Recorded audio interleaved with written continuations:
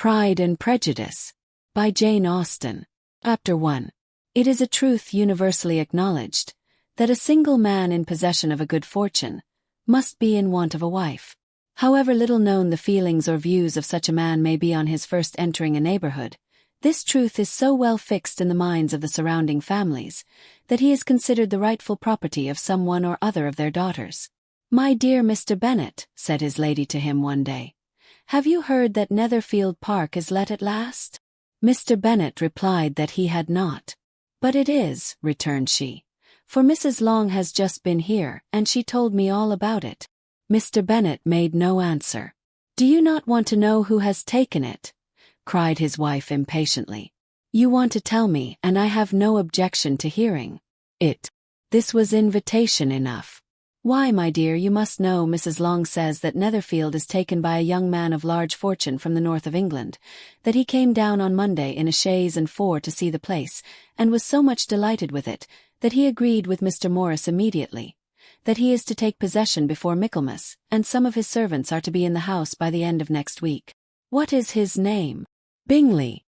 "Is he married or single?" "Oh, single, my dear, to be sure. A single man of large fortune. 4,000 or 5,000 a year. What a fine thing for our girls." "How so? How can it affect them?" "My dear Mr. Bennet," replied his wife, "how can you be so tiresome? You must know that I am thinking of his marrying one of them." "Is that his design in settling here?" "Design? Nonsense, how can you talk so? But it is very likely that he may fall in love with one of them, and therefore you must visit him as soon as he comes." "I see no occasion for that. You and the girls may go, or you may send them by themselves, which perhaps will be still better, for as you are as handsome as any of them, Mr. Bingley may like you the best of the party." "My dear, you flatter me. I certainly have had my share of beauty, but I do not pretend to be anything extraordinary now. When a woman has 5 grown-up daughters, she ought to give over thinking of her own beauty. In such cases, a woman has not often much beauty to think of. But, my dear, you must indeed go and see Mr. Bingley when he comes into the neighborhood. It is more than I engage for, I assure you. But consider your daughters. Only think what an establishment it would be for one of them. Sir William and Lady Lucas are determined to go, merely on that account, for in general, you know, they visit no newcomers. Indeed you must go, for it will be impossible for us to visit him if you do not. You are over-scrupulous, surely.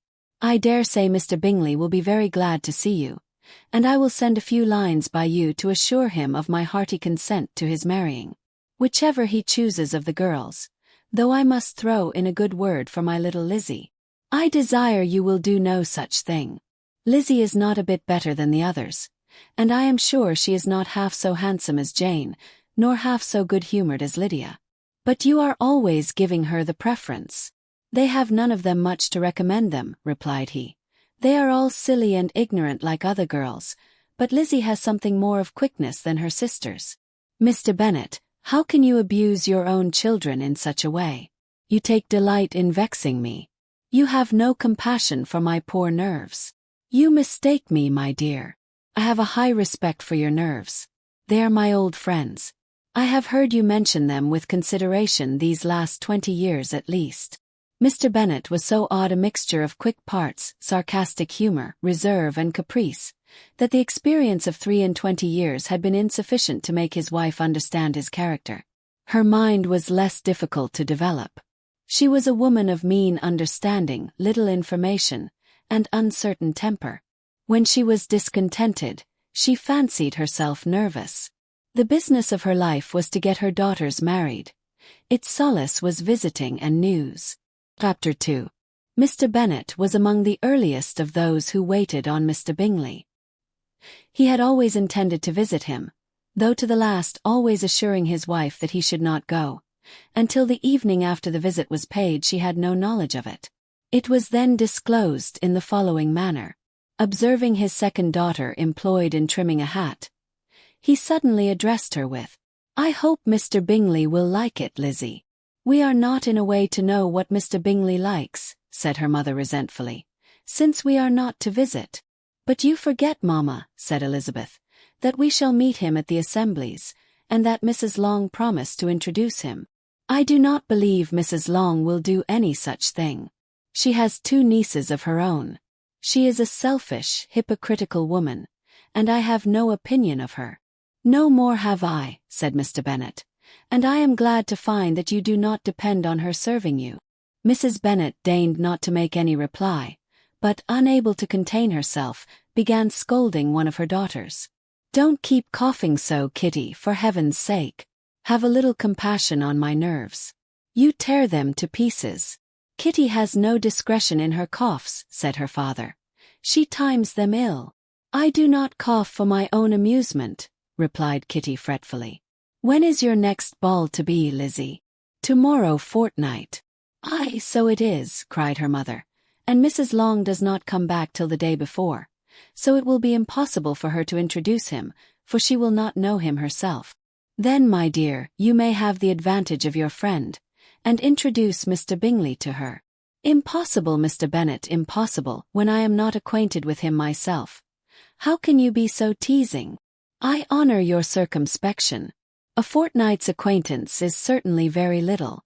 One cannot know what a man really is by the end of a fortnight. But if we do not venture, somebody else will. And after all, Mrs. Long and her daughters must stand their chance. And therefore, as she will think it an act of kindness if you decline the office, I will take it on myself." The girls stared at their father. Mrs. Bennet said only, "Nonsense, nonsense. What can be the meaning of that emphatic exclamation?" cried he. "Do you consider the forms of introduction, and the stress that is laid on them, as nonsense?" "Cannot quite agree with you there. What say you, Mary? For you are a young lady of deep reflection, I know, and read great books and make extracts." Mary wished to say something sensible, but knew not how. "While Mary is adjusting her ideas," he continued, "let us return to Mr. Bingley." "I am sick of Mr. Bingley," cried his wife. "I am sorry to hear that, but why did not you tell me that before? If I had known as much this morning, I certainly would not have called on him. It is very unlucky, but as I have actually paid the visit, we cannot escape the acquaintance now." The astonishment of the ladies was just what he wished, that of Mrs. Bennet perhaps surpassing the rest, though when the first tumult of joy was over, she began to declare that it was what she had expected all the while. "How good it was in you, my dear Mr. Bennet! But I knew I should persuade you at last. I was sure you loved your girls too well to neglect such an acquaintance. Well, how pleased I am. And it is such a good joke, too, that you should have gone this morning and never said a word about it till now." "Now, Kitty, you may cough as much as you choose," said Mr. Bennet, and as he spoke, he left the room, fatigued with the raptures of his wife. "What an excellent father you have, girls," said she, when the door was shut. "I do not know how you will ever make him amends for his kindness, or me either, for that matter. At our time of life it is not so pleasant, I can tell you, to be making new acquaintances every day. But for your sakes we would do anything. Lydia, my love, though you are the youngest, I dare say Mr. Bingley will dance with you at the next ball." "Oh," said Lydia stoutly, "I am not afraid, for though I am the youngest, I'm the tallest." The rest of the evening was spent in conjecturing how soon he would return Mr. Bennet's visit, and determining when they should ask him to dinner. Chapter 3. Not all that Mrs. Bennet, however, with the assistance of her 5 daughters, could ask on the subject, was sufficient to draw from her husband any satisfactory description of Mr. Bingley. They attacked him in various ways with barefaced questions, ingenious suppositions, and distant surmises, but he eluded the skill of them all, and they were at last obliged to accept the second-hand intelligence of their neighbour, Lady Lucas. Her report was highly favourable. Sir William had been delighted with him. He was quite young, wonderfully handsome, extremely agreeable, and to crown the whole, he meant to be at the next assembly with a large party. Nothing could be more delightful. To be fond of dancing was a certain step towards falling in love, and very lively hopes of Mr. Bingley's heart were entertained. "If I can but see one of my daughters happily settled at Netherfield," said Mrs. Bennet to her husband, "and all the others equally well married, I shall have nothing to wish for." In a few days Mr. Bingley returned Mr. Bennet's visit, and sat about 10 minutes with him in his library. He had entertained hopes of being admitted to a sight of the young ladies, of whose beauty he had heard much, but he saw only the father. The ladies were somewhat more fortunate, for they had the advantage of ascertaining from an upper window that he wore a blue coat and rode a black horse. An invitation to dinner was soon afterwards dispatched, and already had Mrs. Bennet planned the courses that were to do credit to her housekeeping, when an answer arrived which deferred it all. Mr. Bingley was obliged to be in town the following day, and consequently, unable to accept the honor of their invitation, etc. Mrs. Bennet was quite disconcerted. She could not imagine what business he could have in town so soon after his arrival in Hertfordshire, and she began to fear that he might be always flying about from one place to another, and never settled at Netherfield as he ought to be. Lady Lucas quieted her fears a little by starting the idea of his being gone to London only to get a large party for the ball, and a report soon followed that Mr. Bingley was to bring 12 ladies and 7 gentlemen with him to the assembly. The girls grieved over such a number of ladies, but were comforted the day before the ball by hearing that instead of 12 he brought only 6 with him from London, his 5 sisters and a cousin. And when the party entered the assembly room it consisted of only 5 altogether: Mr. Bingley, his 2 sisters, the husband of the eldest, and another young man. Mr. Bingley was good-looking and gentlemanlike. He had a pleasant countenance and easy, unaffected manners. His sisters were fine women, with an air of decided fashion. His brother-in-law, Mr. Hurst, merely looked the gentleman, but his friend Mr. Darcy soon drew the attention of the room by his fine, tall person, handsome features, noble mien, and the report which was in general circulation within 5 minutes, after his entrance, of his having 10,000 a year. The gentleman pronounced him to be a fine figure of a man, the ladies declared he was much handsomer than Mr. Bingley, and he was looked at with great admiration for about half the evening, till his manners gave a disgust which turned the tide of his popularity, for he was discovered to be proud, to be above his company, and above being pleased, and not all his large estate in Derbyshire could then save him from having a most forbidding, disagreeable countenance, and being unworthy to be compared with his friend. Mr. Bingley had soon made himself acquainted with all the principal people in the room.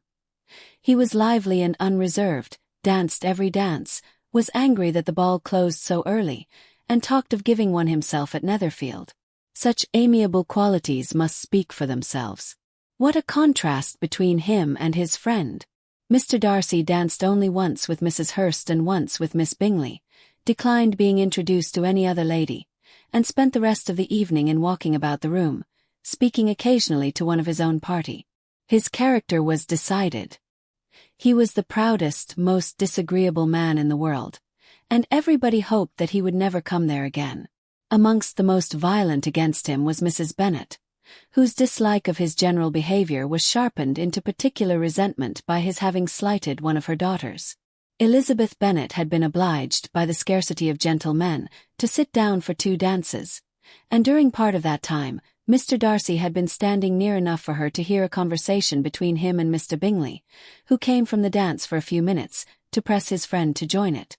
"Come, Darcy," said he, "I must have you dance. I hate to see you standing about by yourself in this stupid manner. You had much better dance." "I certainly shall not. You know how I detest it, unless I am particularly acquainted with my partner. At such an assembly as this it would be insupportable. Your sisters are engaged, and there is not another woman in the room whom it would not be a punishment to me to stand up with." "I would not be so fastidious as you are," cried Mr. Bingley, "for a kingdom. Upon my honor, I never met with so many pleasant girls in my life as I have this evening, and there are several of them you see uncommonly pretty." "You are dancing with the only handsome girl in the room," said Mr. Darcy, looking at the eldest Miss Bennet. "Oh, she is the most beautiful creature I ever beheld.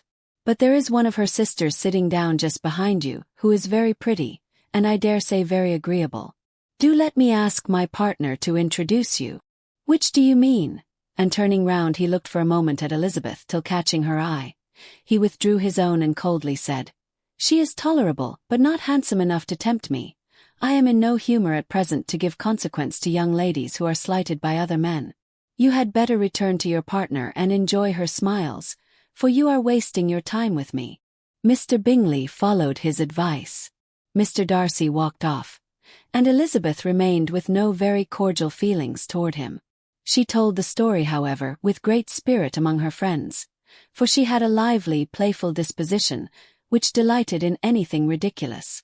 The evening altogether passed off pleasantly to the whole family. Mrs. Bennet had seen her eldest daughter much admired by the Netherfield party. Mr. Bingley had danced with her twice, and she had been distinguished by his sisters. Jane was as much gratified by this as her mother could be, though in a quieter way. Elizabeth felt Jane's pleasure.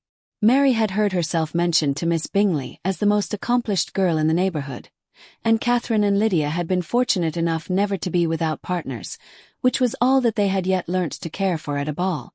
They returned, therefore, in good spirits to Longbourn, the village where they lived, and of which they were the principal inhabitants. They found Mr. Bennet still up. With a book he was regardless of time, and on the present occasion he had a good deal of curiosity as to the events of an evening which had raised such splendid expectations. He had rather hoped that his wife's views on the stranger would be disappointed, but he soon found out that he had a different story to hear. "Oh, my dear Mr. Bennet," as she entered the room, "we have had a most delightful evening, a most excellent ball. I wish you had been there. Jane was so admired, nothing could be like it. Everybody said how well she looked, and Mr. Bingley thought her quite beautiful, and danced with her twice. Only think of that, my dear. He actually danced with her twice. And she was the only creature in the room that he asked a second time. First of all he asked Miss Lucas. I was so vexed to see him stand up with her. But however he did not admire her at all. Indeed nobody can, you know. And he seemed quite struck with Jane as she was going down the dance. So he inquired who she was and got introduced, and asked her for the two next. Then the 2/3 he danced with Miss King, and the 2/4 with Maria Lucas, and the 2/5 with Jane again, and the 2/6 with Lizzie and the Boulanger. If he had had any compassion for me, cried her husband impatiently, he would not have danced half so much.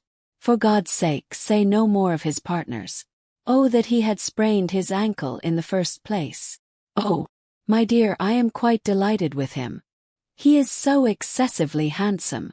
And his sisters are charming women. I never in my life saw anything more elegant than their dresses. I dare say the lace upon Mrs. Hurst's gown." Here she was interrupted again. Mr. Bennet protested against any description of finery.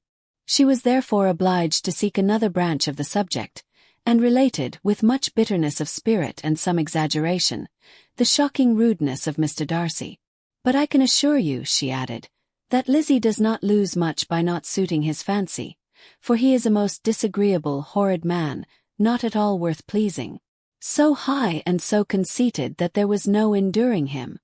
He walked here and he walked there, fancying himself so very great.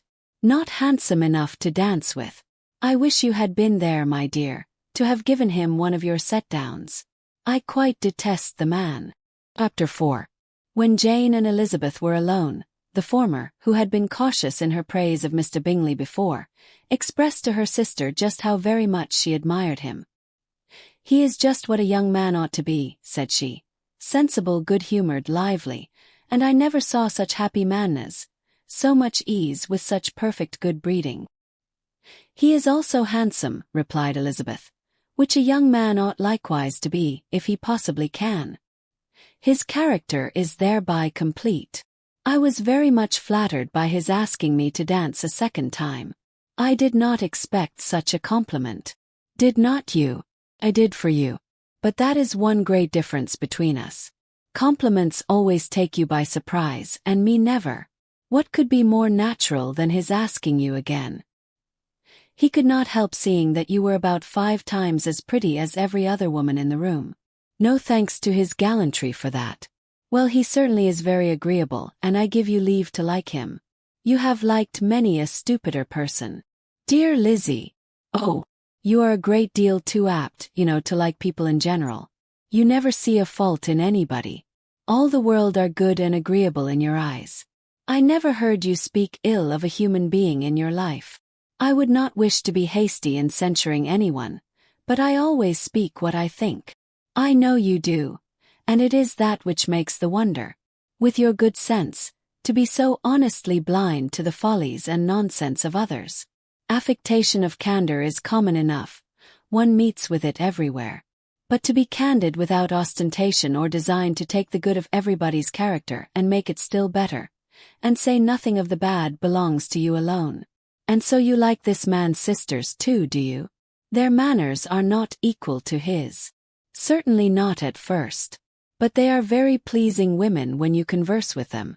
Miss Bingley is to live with her brother and keep his house, and I am much mistaken if we shall not find a very charming neighbour in her. Elizabeth listened in silence but was not convinced. Their behaviour at the assembly had not been calculated to please in general, and with more quickness of observation and less pliancy of temper than her sister, and with a judgment too unassailed by any attention to herself, she was very little disposed to approve them. They were in fact very fine ladies, not deficient in good humour when they were pleased, nor in the power of making themselves agreeable when they chose it, but proud and conceited. They were rather handsome, had been educated in one of the first private seminaries in town, had a fortune of £20,000, were in the habit of spending more than they ought, and of associating with people of rank, and were therefore in every respect entitled to think well of themselves, and meanly of others. They were of a respectable family in the north of England, a circumstance more deeply impressed on their memories than that their brother's fortune and their own had been acquired by trade. Mr. Bingley inherited property to the amount of nearly £100,000 from his father, who had intended to purchase an estate, but did not live to do it. Mr. Bingley intended it likewise, and sometimes made choice of his county, but as he was now provided with a good house and the liberty of a manor, it was doubtful to many of those who best knew the easiness of his temper, whether he might not spend the remainder of his days at Netherfield, and leave the next generation to purchase. His sisters were anxious for his having an estate of his own, but, though he was now only established as a tenant, Miss Bingley was by no means unwilling to preside at his table, nor was Mrs. Hurst, who had married a man of more fashion than fortune, less disposed to consider his house as her home when it suited her. Mr. Bingley had not been of age 2 years, when he was tempted by an accidental recommendation to look at Netherfield House. He did look at it, and into it for half an hour, was pleased with the situation and the principal rooms, satisfied with what the owner said in its praise, and took it immediately. Between him and Darcy there was a very steady friendship, in spite of great opposition of character. Bingley was endeared to Darcy by the easiness, openness, and ductility of his temper, though no disposition could offer a greater contrast to his own, and though with his own he never appeared dissatisfied. On the strength of Darcy's regard, Bingley had the firmest reliance, and of his judgment the highest opinion. In understanding, Darcy was the superior. Bingley was by no means deficient, but Darcy was clever. He was at the same time haughty, reserved, and fastidious, and his manners, though well-bred, were not inviting. In that respect his friend had greatly the advantage. Bingley was sure of being liked wherever he appeared. Darcy was continually giving offence. The manner in which they spoke of the Meryton assembly was sufficiently characteristic. Bingley had never met with more pleasant people or prettier girls in his life. Everybody had been most kind and attentive to him. There had been no formality, no stiffness. He had soon felt acquainted with all the room, and as to Miss Bennet, he could not conceive an angel more beautiful. Darcy, on the contrary, had seen a collection of people in whom there was little beauty and no fashion, for none of whom he had felt the smallest interest, and from none received either attention or pleasure. Miss Bennet he acknowledged to be pretty, but she smiled too much. Mrs. Hurst and her sister allowed it to be so, but still they admired her and liked her, and pronounced her to be a sweet girl, and one whom they would not object to know more of. Miss Bennet was therefore established as a sweet girl, and their brother felt authorized by such commendation to think of her as he chose. Chapter 5. Within a short walk of Longbourn lived a family with whom the Bennets were particularly intimate. Sir William Lucas had been formerly in trade in Meryton, where he had made a tolerable fortune, and risen to the honour of knighthood by an address to the king during his mayoralty. The distinction had perhaps been felt too strongly. It had given him a disgust to his business and to his residence in a small market town, and in quitting them both, he had removed with his family to a house about a mile from Meryton, denominated from that period Lucas Lodge, where he could think with pleasure of his own importance, and, unshackled by business, occupy himself solely in being civil to all the world. For though elated by his rank, it did not render him supercilious. On the contrary, he was all attention to everybody. By nature inoffensive, friendly, and obliging. His presentation at St. James's had made him courteous. Lady Lucas was a very good kind of woman, not too clever to be a valuable neighbor to Mrs. Bennet. They had several children. The eldest of them, a sensible, intelligent young woman about 27, was Elizabeth's intimate friend. That the Miss Lucases and the Miss Bennets should meet to talk over a ball was absolutely necessary, and the morning after the assembly brought the former to Longbourn to hear and to communicate. "You began the evening well, Charlotte," said Mrs. Bennet with civil self-command to Miss Lucas. "You were Mr. Bingley's first choice." "Yes, but he seemed to like his second better." "Oh, you mean Jane, I suppose, because he danced with her twice." "To be sure, that did seem as if he admired her. Indeed, I rather believe he did. I heard something about it, but I hardly know what, something about Mr. Robinson." "Perhaps you mean what I overheard between him and Mr. Robinson. Did not I mention it to you? Mr. Robinson's asking him how he liked our Meryton assemblies, and whether he did not think there were a great many pretty women in the room, and which he thought the prettiest. And his answering immediately to the last question, 'Oh, the eldest Miss Bennet, beyond a doubt. There cannot be two opinions on that point.' Upon my word. Well, that is very decided indeed. That does seem as if, but however, it may all come to nothing, you know." "My overhearings were more to the purpose than yours, Eliza," said Charlotte. "Mr. Darcy is not so well worth listening to as his friend, is he? Poor Eliza, to be only just tolerable. I beg you would not put it into Lizzie's head to be vexed by his ill treatment, for he is such a disagreeable man, that it would be quite a misfortune to be liked by him. Mrs. Long told me last night that he sat close to her for half an hour without once opening his lips." "Are you quite sure, ma'am? Is not there a little mistake?" said Jane. "I certainly saw Mr. Darcy speaking to her." "Aye, because she asked him at last how he liked Netherfield, and he could not help answering her, but she said he seemed quite angry at being spoke to." "Miss Bingley told me," said Jane, "that he never speaks much unless among his intimate acquaintances. With them he is remarkably agreeable." "I do not believe a word of it, my dear. If he had been so very agreeable, he would have talked to Mrs. Long. But I can guess how it was. Everybody says that he is eat up with pride, and I dare say he had heard somehow that Mrs. Long does not keep a carriage, and had come to the ball in a hack chaise." "I do not mind his not talking to Mrs. Long," said Miss Lucas, "but I wish he had danced with Eliza."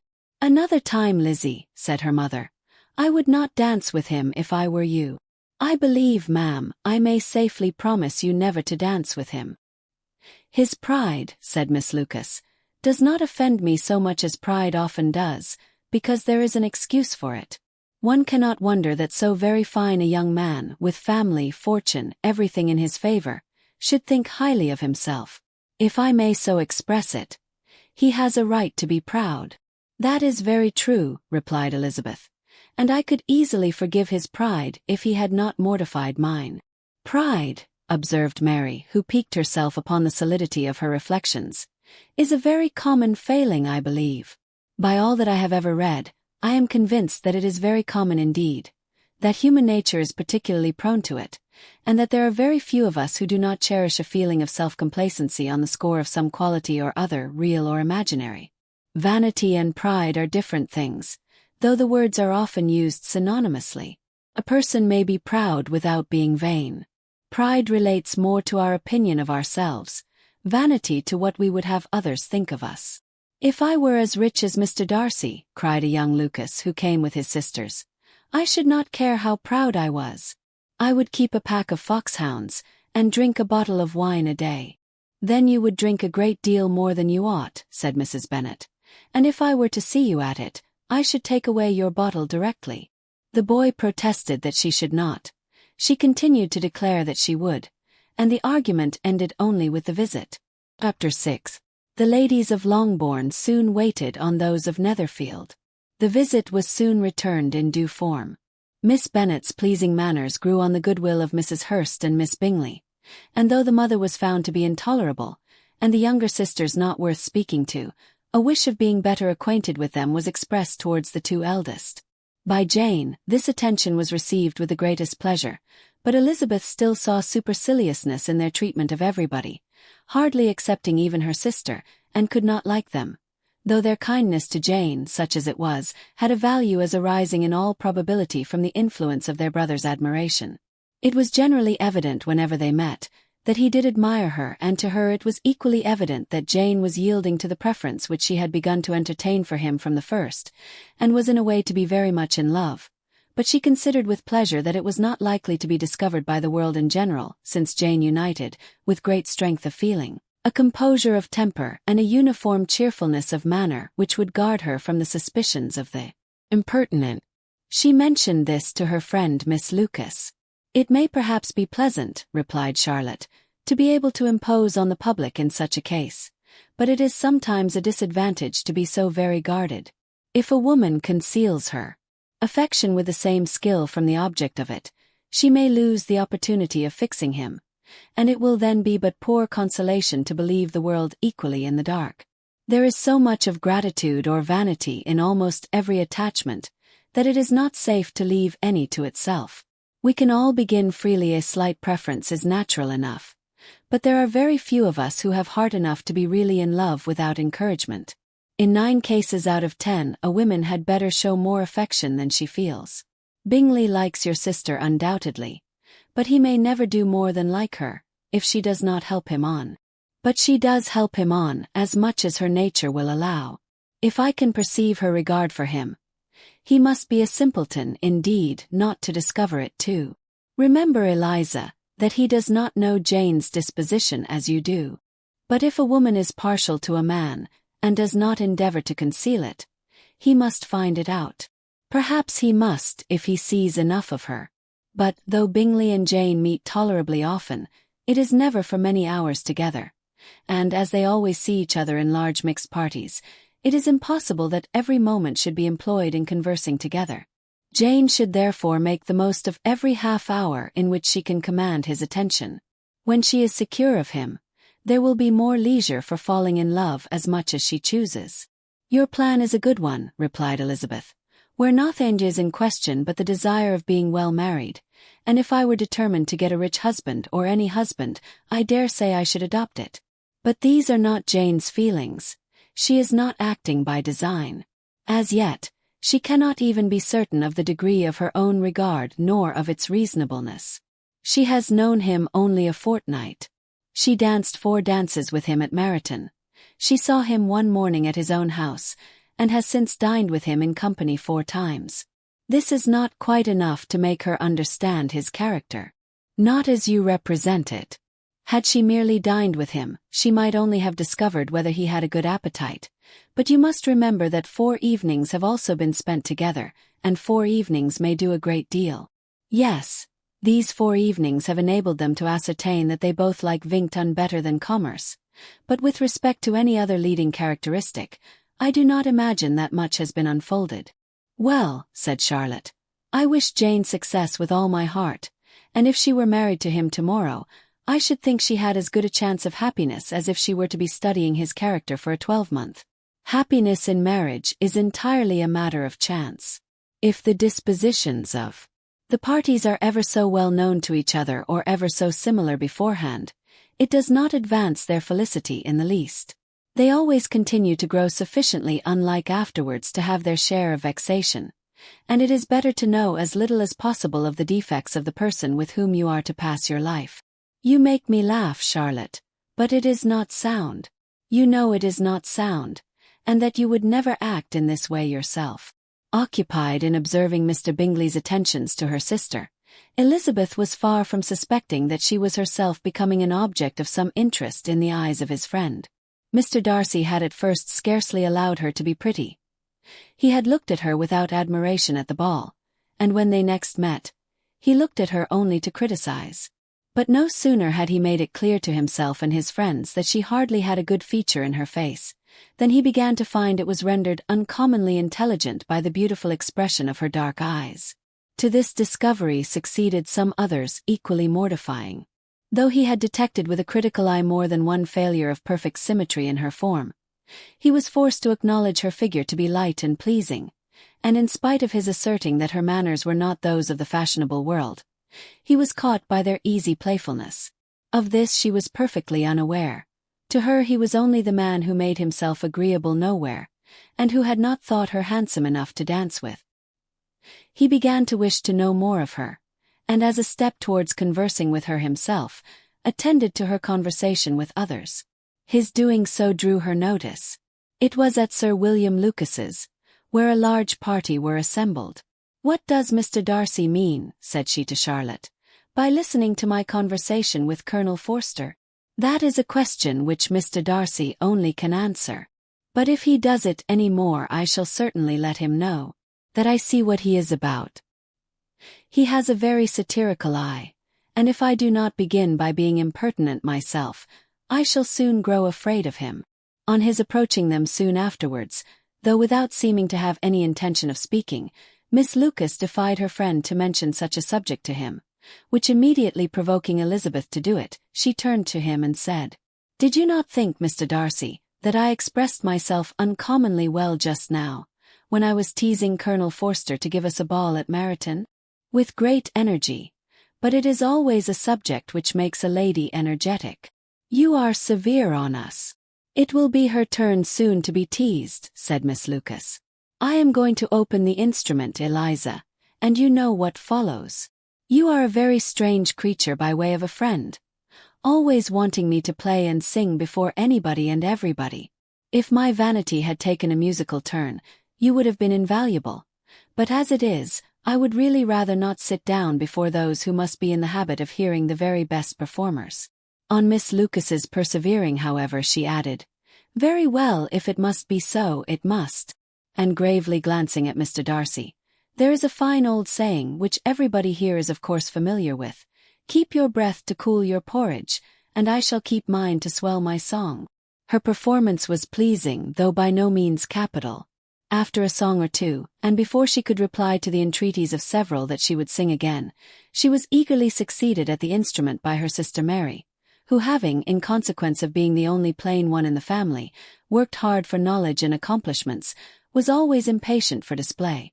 Mary had neither genius nor taste, and though vanity had given her application, it had given her likewise a pedantic air and conceited manner, which would have injured a higher degree of excellence than she had reached.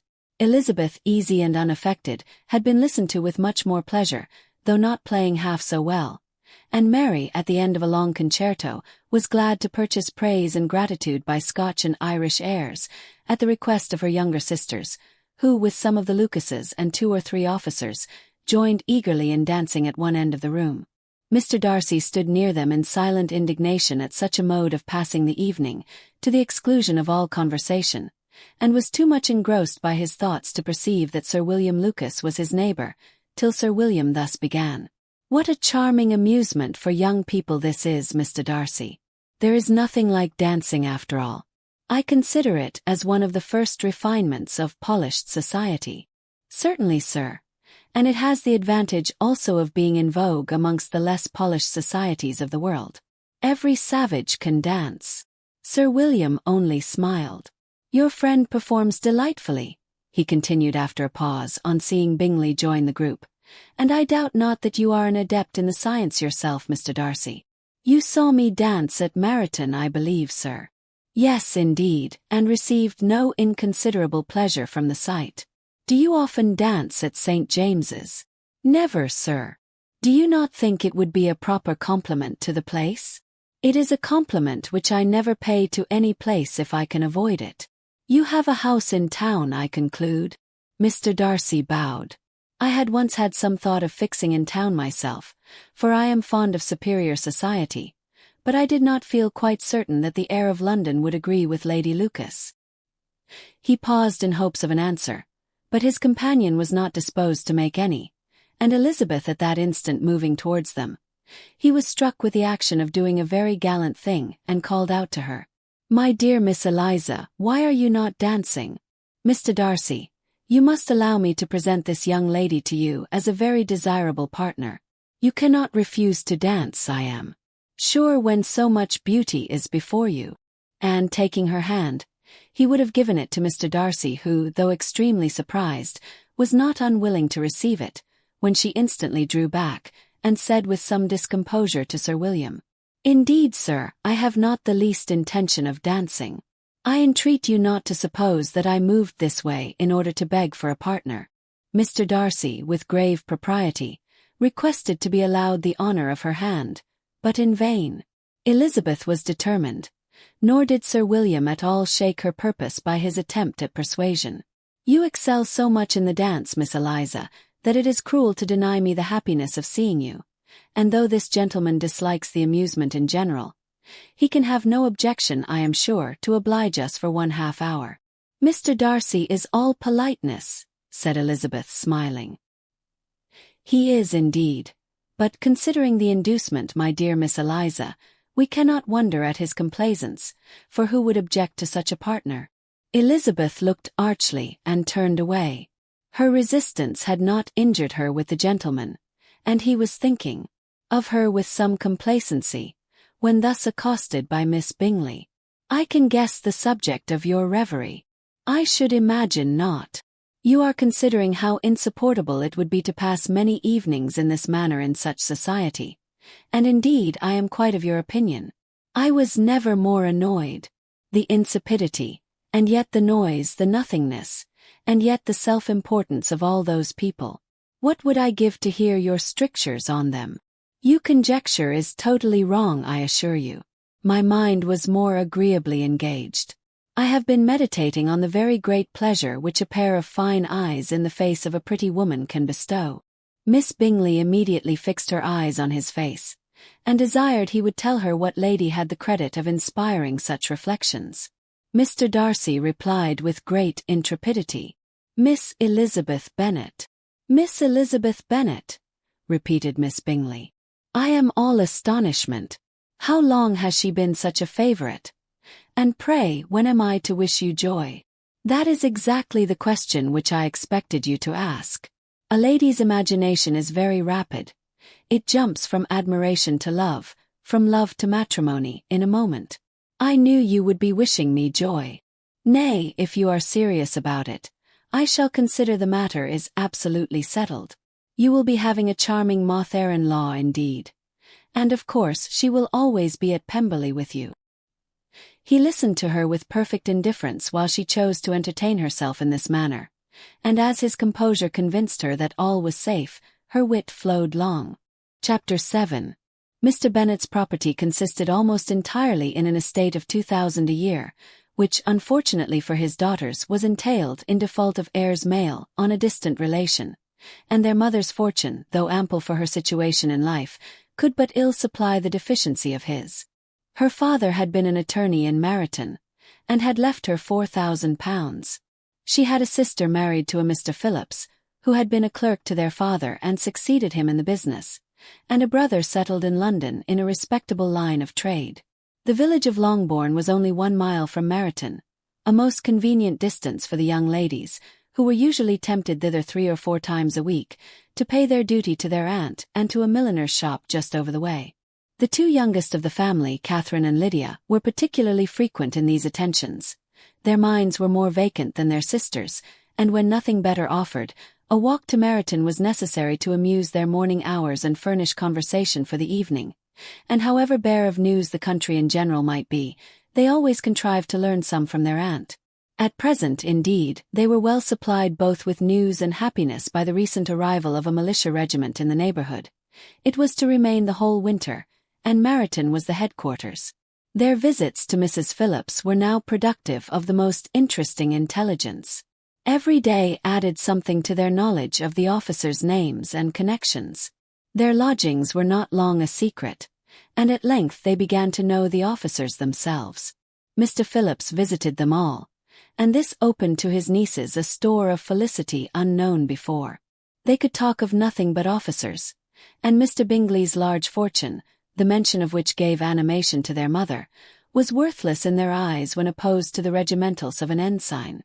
After listening one morning to their effusions on this subject, Mr. Bennet coolly observed, "From all that I can collect by your manner of talking, you must be two of the silliest girls in the country. I have suspected it some time, but I am now convinced." Catherine was disconcerted and made no answer, but Lydia, with perfect indifference, continued to express her admiration of Captain Carter, and her hope of seeing him in the course of the day, as he was going the next morning to London. "I am astonished, my dear," said Mrs. Bennet, "that you should be so ready to think your own children silly. If I wished to think slightingly of anybody's children, it should not be of my own, however. If my children are silly, I must hope to be always sensible of it. Yes, but as it happens, they are all of them very clever. This is the only point, I flatter myself, on which we do not agree. I had hoped that our sentiments coincided in every particular, but I must so far differ from you as to think our two youngest daughters uncommonly foolish. My dear Mr. Bennet, you must not expect such girls to have the sense of their father and mother. When they get to our age, I dare say they will not think about officers any more than we do. I remember the time when I liked a red coat myself very well, and indeed, so I do still at my heart, and if a smart young colonel with 5,000 or 6,000 a year should want one of my girls, I shall not say nay to him, and I thought Colonel Forster looked very becoming the other night at Sir William's in his regimentals." "Mamma," cried Lydia, "my aunt says that Colonel Forster and Captain Carter do not go so often to Miss Watson's as they did when they first came. She sees them now very often standing in Clark's library." Mrs. Bennet was prevented replying by the entrance of the footman with a note for Miss Bennet. It came from Netherfield, and the servant waited for an answer. Mrs. Bennet's eyes sparkled with pleasure, and she was eagerly calling out, while her daughter read, "Well, Jane, who is it from? What is it about? What does he say? Well, Jane, make haste and tell us. Make haste, my love." "It is from Miss Bingley," said Jane, and then read it aloud. "My dear friend, if you are not so compassionate as to dine today with Louisa and me, we shall be in danger of hating each other for the rest of our lives, for a whole day's tete-a-tete between two women can never end without a quarrel. Come as soon as you can on receipt of this. My brother and the gentleman are to dine with the officers. Yours ever, Caroline Bingley." "With the officers?" cried Lydia. "I wonder my aunt did not tell us of that." "Dining out," said Mrs. Bennet. "That is very unlucky." "Can I have the carriage?" said Jane. "No, my dear, you had better go on horseback because it seems likely to rain, and then you must stay all night." "That would be a good scheme," said Elizabeth, "if you were sure that they would not offer to send her home." "Oh, but the gentleman will have Mr. Bingley's chaise to go to Meryton, and the Hursts have no horses to theirs. I had much rather go in the coach." "But, my dear, your father cannot spare the horses, I am sure. They are wanted in the farm, Mr. Bennet, are they not?" "They are wanted in the farm much oftener than I can get them." "But if you have got them today," said Elizabeth, "my mother's purpose will be answered." She did at last extort from her father an acknowledgment that the horses were engaged.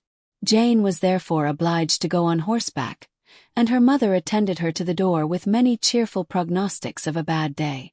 Her hopes were answered. Jane had not been gone long before it rained hard. Her sisters were uneasy for her, but her mother was delighted.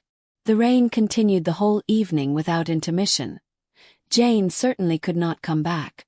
"This was a lucky idea of mine indeed," said Mrs. Bennet more than once, as if the credit of making it rain were all her own. Till the next morning, however, she was not aware of all the felicity of her contrivance. Breakfast was scarcely over when a servant from Netherfield brought the following note for Elizabeth. "My dearest Lizzie, I find myself very unwell this morning, which I suppose is to be imputed to my getting wet through yesterday. My kind friends will not hear of my returning till I am better. They insist also on my seeing Mr. Jones, therefore do not be alarmed if you should hear of his having been to me, and excepting a sore throat and headache, there is not much the matter with me. Yours, etc. "Well, my dear," said Mr. Bennet, when Elizabeth had read the note aloud, "if your daughter should have a dangerous fit of illness, if she should die, it would be a comfort to know that it was all in pursuit of Mr. Bingley, and under your orders." "Oh, I am not afraid of her dying. People do not die of little trifling colds. She will be taken good care of. As long as she stays there, it is all very well. I would go and see her if I could have the carriage." Elizabeth, feeling really anxious, was determined to go to her, though the carriage was not to be had, and as she was no horsewoman, walking was her only alternative. She declared her resolution. "How can you be so silly," cried her mother, "as to think of such a thing in all this dirt? You will not be fit to be seen when you get there. I shall be very fit to see Jane, which is all I want." "Is this a hint to me, Lizzie," said her father, "to send for the horses?" "No, indeed, I do not wish to avoid the walk. The distance is nothing when one has a motive. Only 3 miles. I shall be back by dinner." "I admire the activity of your benevolence," observed Mary, "but every impulse of feeling should be guided by reason, and in my opinion exertion should always be in proportion to what is required." "We will go as far as Meryton with you," said Catherine and Lydia. Elizabeth accepted their company, and the 3 young ladies set off together. "If we make haste," said Lydia as they walked along, "perhaps we may see something of Captain Carter before he goes." In Meryton they parted. The 2 youngest repaired to the lodgings of one of the officers' wives, and Elizabeth continued her walk alone, crossing field after field at a quick pace, jumping over stiles and springing over puddles with impatient activity, and finding herself at last within view of the house, with weary ankles, dirty stockings, and a face glowing with the warmth of exercise. She was shown into the breakfast parlour, where all but Jane were assembled, and where her appearance created a great deal of surprise. That she should have walked 3 miles so early in the day, in such dirty weather, and by herself, was almost incredible to Mrs. Hurst and Miss Bingley, and Elizabeth was convinced that they held her in contempt for it. She was received, however, very politely by them, and in their brother's manners there was something better than politeness. There was good humour and kindness. Mr. Darcy said very little, and Mr. Hurst nothing at all. The former was divided between admiration of the brilliancy which exercise had given to her complexion, and doubt as to the occasions justifying her coming so far alone. The latter was thinking only of his breakfast. Her inquiries after her sister were not very favourably answered. Miss Bennet had slept ill, and though up was very feverish, and not well enough to leave her room. Elizabeth was glad to be taken to her immediately, and Jane, who had only been withheld by the fear of giving alarm or inconvenience from expressing in her note how much she longed for such a visit, was delighted at her entrance. She was not equal, however, to much conversation, and when Miss Bingley left them together, could attempt little besides expressions of gratitude for the extraordinary kindness she was treated with. Elizabeth silently attended her. When breakfast was over they were joined by the sisters, and Elizabeth began to like them herself, when she saw how much affection and solicitude they showed for Jane. The apothecary came, and having examined his patient said, as might be supposed, that she had caught a violent cold, and that they must endeavour to get the better of it, advised her to return to bed, and promised her some draughts. The advice was followed readily, for the feverish symptoms increased, and her head ached acutely. Elizabeth did not quit her room for a moment, nor were the other ladies often absent. The gentlemen being out, they had, in fact, nothing to do elsewhere. When the clock struck 3, Elizabeth felt that she must go, and very unwillingly said so.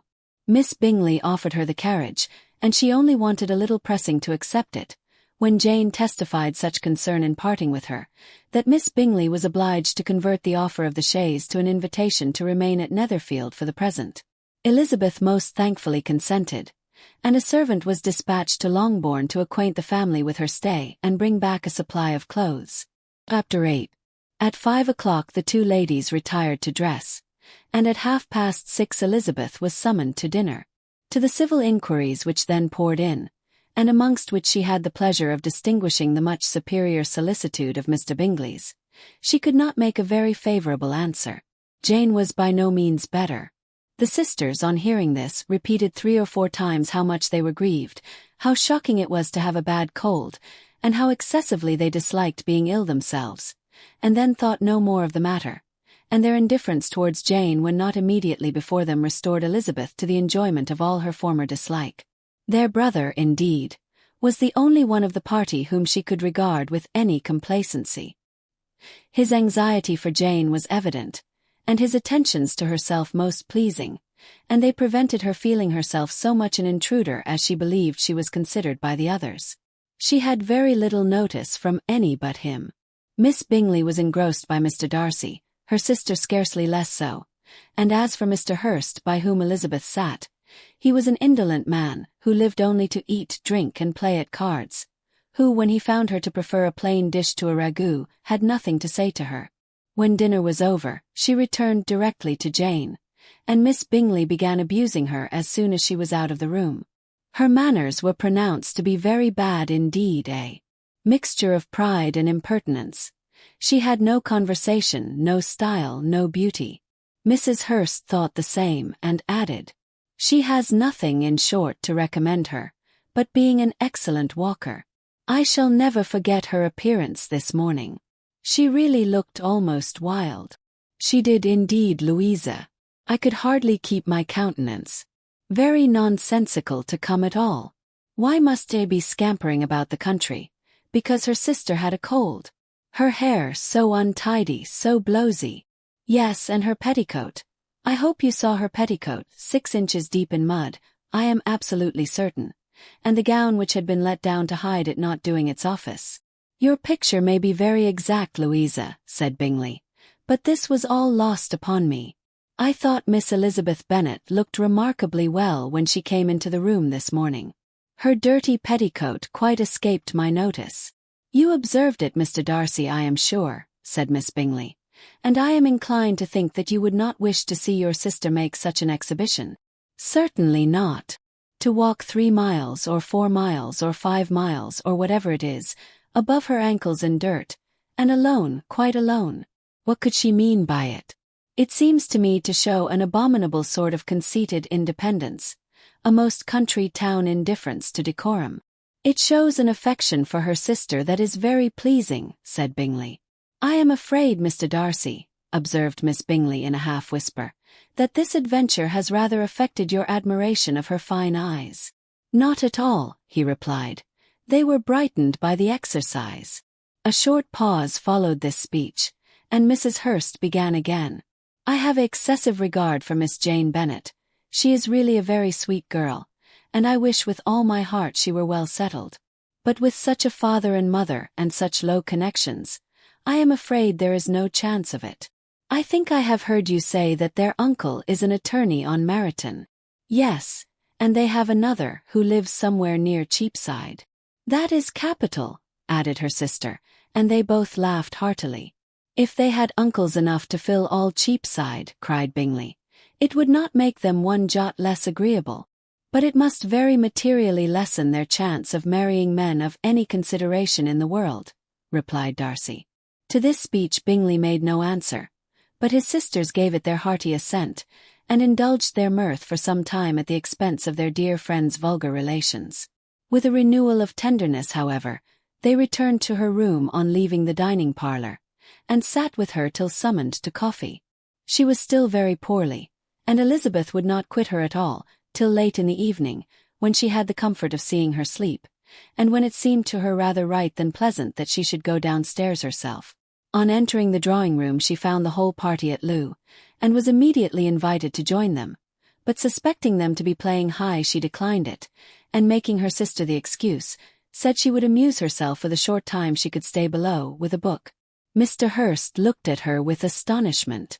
"Do you prefer reading to cards?" said he. "That is rather singular." "Miss Eliza Bennet," said Miss Bingley, "despises cards. She is a great reader, and has no pleasure in anything else." "I deserve neither such praise nor such censure," cried Elizabeth. "I am not a great reader, and I have pleasure in many things." "In nursing your sister I am sure you have pleasure," said Bingley, "and I hope it will be soon increased by seeing her quite well." Elizabeth thanked him from her heart, and then walked towards the table where a few books were lying. He immediately offered to fetch her others, all that his library afforded. "And I wish my collection were larger for your benefit and my own credit. But I am an idle fellow, and though I have not many, I have more than I ever looked into." Elizabeth assured him that she could suit herself perfectly with those in the room. "I am astonished," said Miss Bingley, "that my father should have left so small a collection of books. What a delightful library you have at Pemberley, Mr. Darcy." "It ought to be good," he replied. "It has been the work of many generations. And then you have added so much to it yourself. You are always buying books. I cannot comprehend the neglect of a family library in such days as these." "Neglect? I am sure you neglect nothing that can add to the beauties of that noble place. Charles, when you build your house, I wish it may be half as delightful as Pemberley." "I wish it may. But I would really advise you to make your purchase in that neighborhood, and take Pemberley for a kind of model. There is not a finer county in England than Derbyshire. With all my heart, I will buy Pemberley itself if Darcy will sell it." "I am talking of possibilities, Charles. Upon my word, Caroline, I should think it more possible to get Pemberley by purchase than by imitation." Elizabeth was so much caught with what passed as to leave her very little attention for her book, and soon laying it wholly aside, she drew near the card table, and stationed herself between Mr. Bingley and his eldest sister, to observe the game. "Is Miss Darcy much grown since the spring?" said Miss Bingley. "Will she be as tall as I am?" "I think she will. She is now about Miss Elizabeth Bennet's height, or rather taller. How I long to see her again. I never met with anybody who delighted me so much. Such a countenance, such manners, and so extremely accomplished for her age. Her performance on the pianoforte is exquisite." "It is amazing to me," said Bingley, "how young ladies can have patience to be so very accomplished as they all are." "All young ladies accomplished? My dear Charles, what do you mean?" "Yes, all of them, I think. They all paint tables, cover screens, and net purses. I scarcely know anyone who cannot do all this, and I am sure I never heard a young lady spoken of for the first time, without being informed that she was very accomplished." "Your list of the common extent of accomplishments," said Darcy, "has too much truth. The word is applied to many a woman who deserves it no otherwise than by netting a purse or covering a screen. But I am very far from agreeing with you in your estimation of ladies in general. I cannot boast of knowing more than half a dozen, in the whole range of my acquaintance, that are really accomplished." "Nor I am sure," said Miss Bingley. "Then," observed Elizabeth, "you must comprehend a great deal in your idea of an accomplished woman." "Yes, I do comprehend a great deal in it." "Oh, certainly," cried his faithful assistant. "No one can be really esteemed accomplished who does not greatly surpass what is usually met with. A woman must have a thorough knowledge of music, singing, drawing, dancing, and the modern languages, to deserve the word. And besides all this, she must possess a certain something in her air and manner of walking, the tone of her voice, her address and expressions, or the word will be but half deserved. All this she must possess," added Darcy, "and to all this she must yet add something more substantial, in the improvement of her mind by extensive reading. I am no longer surprised at your knowing only 6 accomplished women. I rather wonder now at your knowing any. Are you so severe upon your own sex as to doubt the possibility of all this? I never saw such a woman. I never saw such capacity and taste and application and elegance, as you describe united." Mrs. Hurst and Miss Bingley both cried out against the injustice of her implied doubt, and were both protesting that they knew many women who answered this description, when Mr. Hurst called them to order, with bitter complaints of their inattention to what was going forward. As all conversation was thereby at an end, Elizabeth soon afterwards left the room. "Elizabeth Bennet," said Miss Bingley when the door was closed on her, "is one of those young ladies who seek to recommend themselves to the other sex by undervaluing their own, and with many men I dare say it succeeds. But, in my opinion, it is a paltry device, a very mean art." "Undoubtedly," replied Darcy, to whom this remark was chiefly addressed. "There is a meanness in all the arts which ladies sometimes condescend to employ for captivation. Whatever bears affinity to cunning is despicable. Miss Bingley was not so entirely satisfied with this reply as to continue the subject. Elizabeth joined them again only to say that her sister was worse, and that she could not leave her. Bingley urged Mr. Jones being sent for immediately, while his sisters, convinced that no country advice could be of any service, recommended an express to town for one of the most eminent physicians. This she would not hear of, but she was not so unwilling to comply with their brother's proposal, and it was settled that Mr. Jones should be sent for early in the morning, if Miss Bennet were not decidedly better. Bingley was quite uncomfortable. His sisters declared that they were miserable. They solaced their wretchedness, however, by duets after supper, while he could find no better relief to his feelings than by giving his housekeeper directions that every attention might be paid to the sick lady and her sister. Chapter 9. Elizabeth passed the chief of the night in her sister's room, and in the morning had the pleasure of being able to send a tolerable answer to the inquiries which she very early received from Mr. Bingley by a housemaid, and some time afterwards from the two elegant ladies who waited on his sisters. In spite of this amendment, however, she requested to have a note sent to Longbourn, desiring her mother to visit Jane, and form her own judgment of her situation. The note was immediately dispatched, and its contents as quickly complied with. Mrs. Bennet, accompanied by her two youngest girls, reached Netherfield soon after the family breakfast. Had she found Jane in any apparent danger, Mrs. Bennet would have been very miserable, but being satisfied on seeing her that her illness was not alarming, she had no wish of her recovering immediately, as her restoration to health would probably remove her from Netherfield. She would not listen, therefore, to her daughter's proposal of being carried home. Neither did the apothecary, who arrived about the same time, think it at all advisable. After sitting a little while with Jane, on Miss Bingley's appearance and invitation, the mother and three daughters all attended her into the breakfast parlour. Bingley met them with hopes that Mrs. Bennet had not found Miss Bennet worse than she expected. "Indeed I have, sir," was her answer. "She is a great deal too ill to be moved. Mr. Jones says we must not think of moving her. We must trespass a little longer on your kindness." "Removed!" cried Bingley. "It must not be thought of.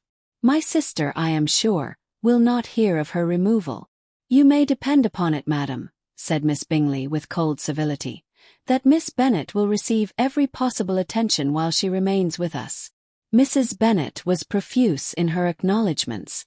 "I am sure," she added, "if it was not for such good friends I do not know what would become of her, for she is very ill indeed, and suffers a vast deal, though with the greatest patience in the world, which is always the way with her, for she has, without exception, the sweetest temper I have ever met with. I often tell my other girls they are nothing to her. You have a sweet room here, Mr. Bingley, and a charming prospect over the gravel walk. I do not know a place in the country that is equal to Netherfield. You will not think of quitting it in a hurry, I hope, though you have but a short lease." "Whatever I do is done in a hurry," replied he, "and therefore if I should resolve to quit Netherfield, I should probably be off in 5 minutes. At present, however, I consider myself as quite fixed here." "That is exactly what I should have supposed of you," said Elizabeth. "You begin to comprehend me, do you?" cried he, turning towards her. "Oh, yes, I understand you perfectly. I wish I might take this for a compliment, but to be so easily seen through I am afraid is pitiful. That is as it happens. It does not follow that a deep, intricate character is more or less estimable than such a one as yours." "Lizzie," cried her mother, "remember where you are, and do not run on in the wild manner that you are suffered to do at home. I did not know before," continued Bingley immediately, "that you were a studier of character. It must be an amusing study." "Yes, but intricate characters are the most amusing. They have at least that advantage." "The country," said Darcy, "can in general supply but a few subjects for such a study. In a country neighborhood you move in a very confined and unvarying society. But people themselves alter so much, that there is something new to be observed in them forever." "Yes, indeed," cried Mrs. Bennet, offended by his manner of mentioning a country neighborhood. "I assure you there is quite as much of that going on in the country as in town." Everybody was surprised, and Darcy, after looking at her for a moment, turned silently away. Mrs. Bennet, who fancied she had gained a complete victory over him, continued her triumph. I cannot see that London has any great advantage over the country for my part, except the shops and public places. The country is a vast deal pleasanter, is it not, Mr. Bingley?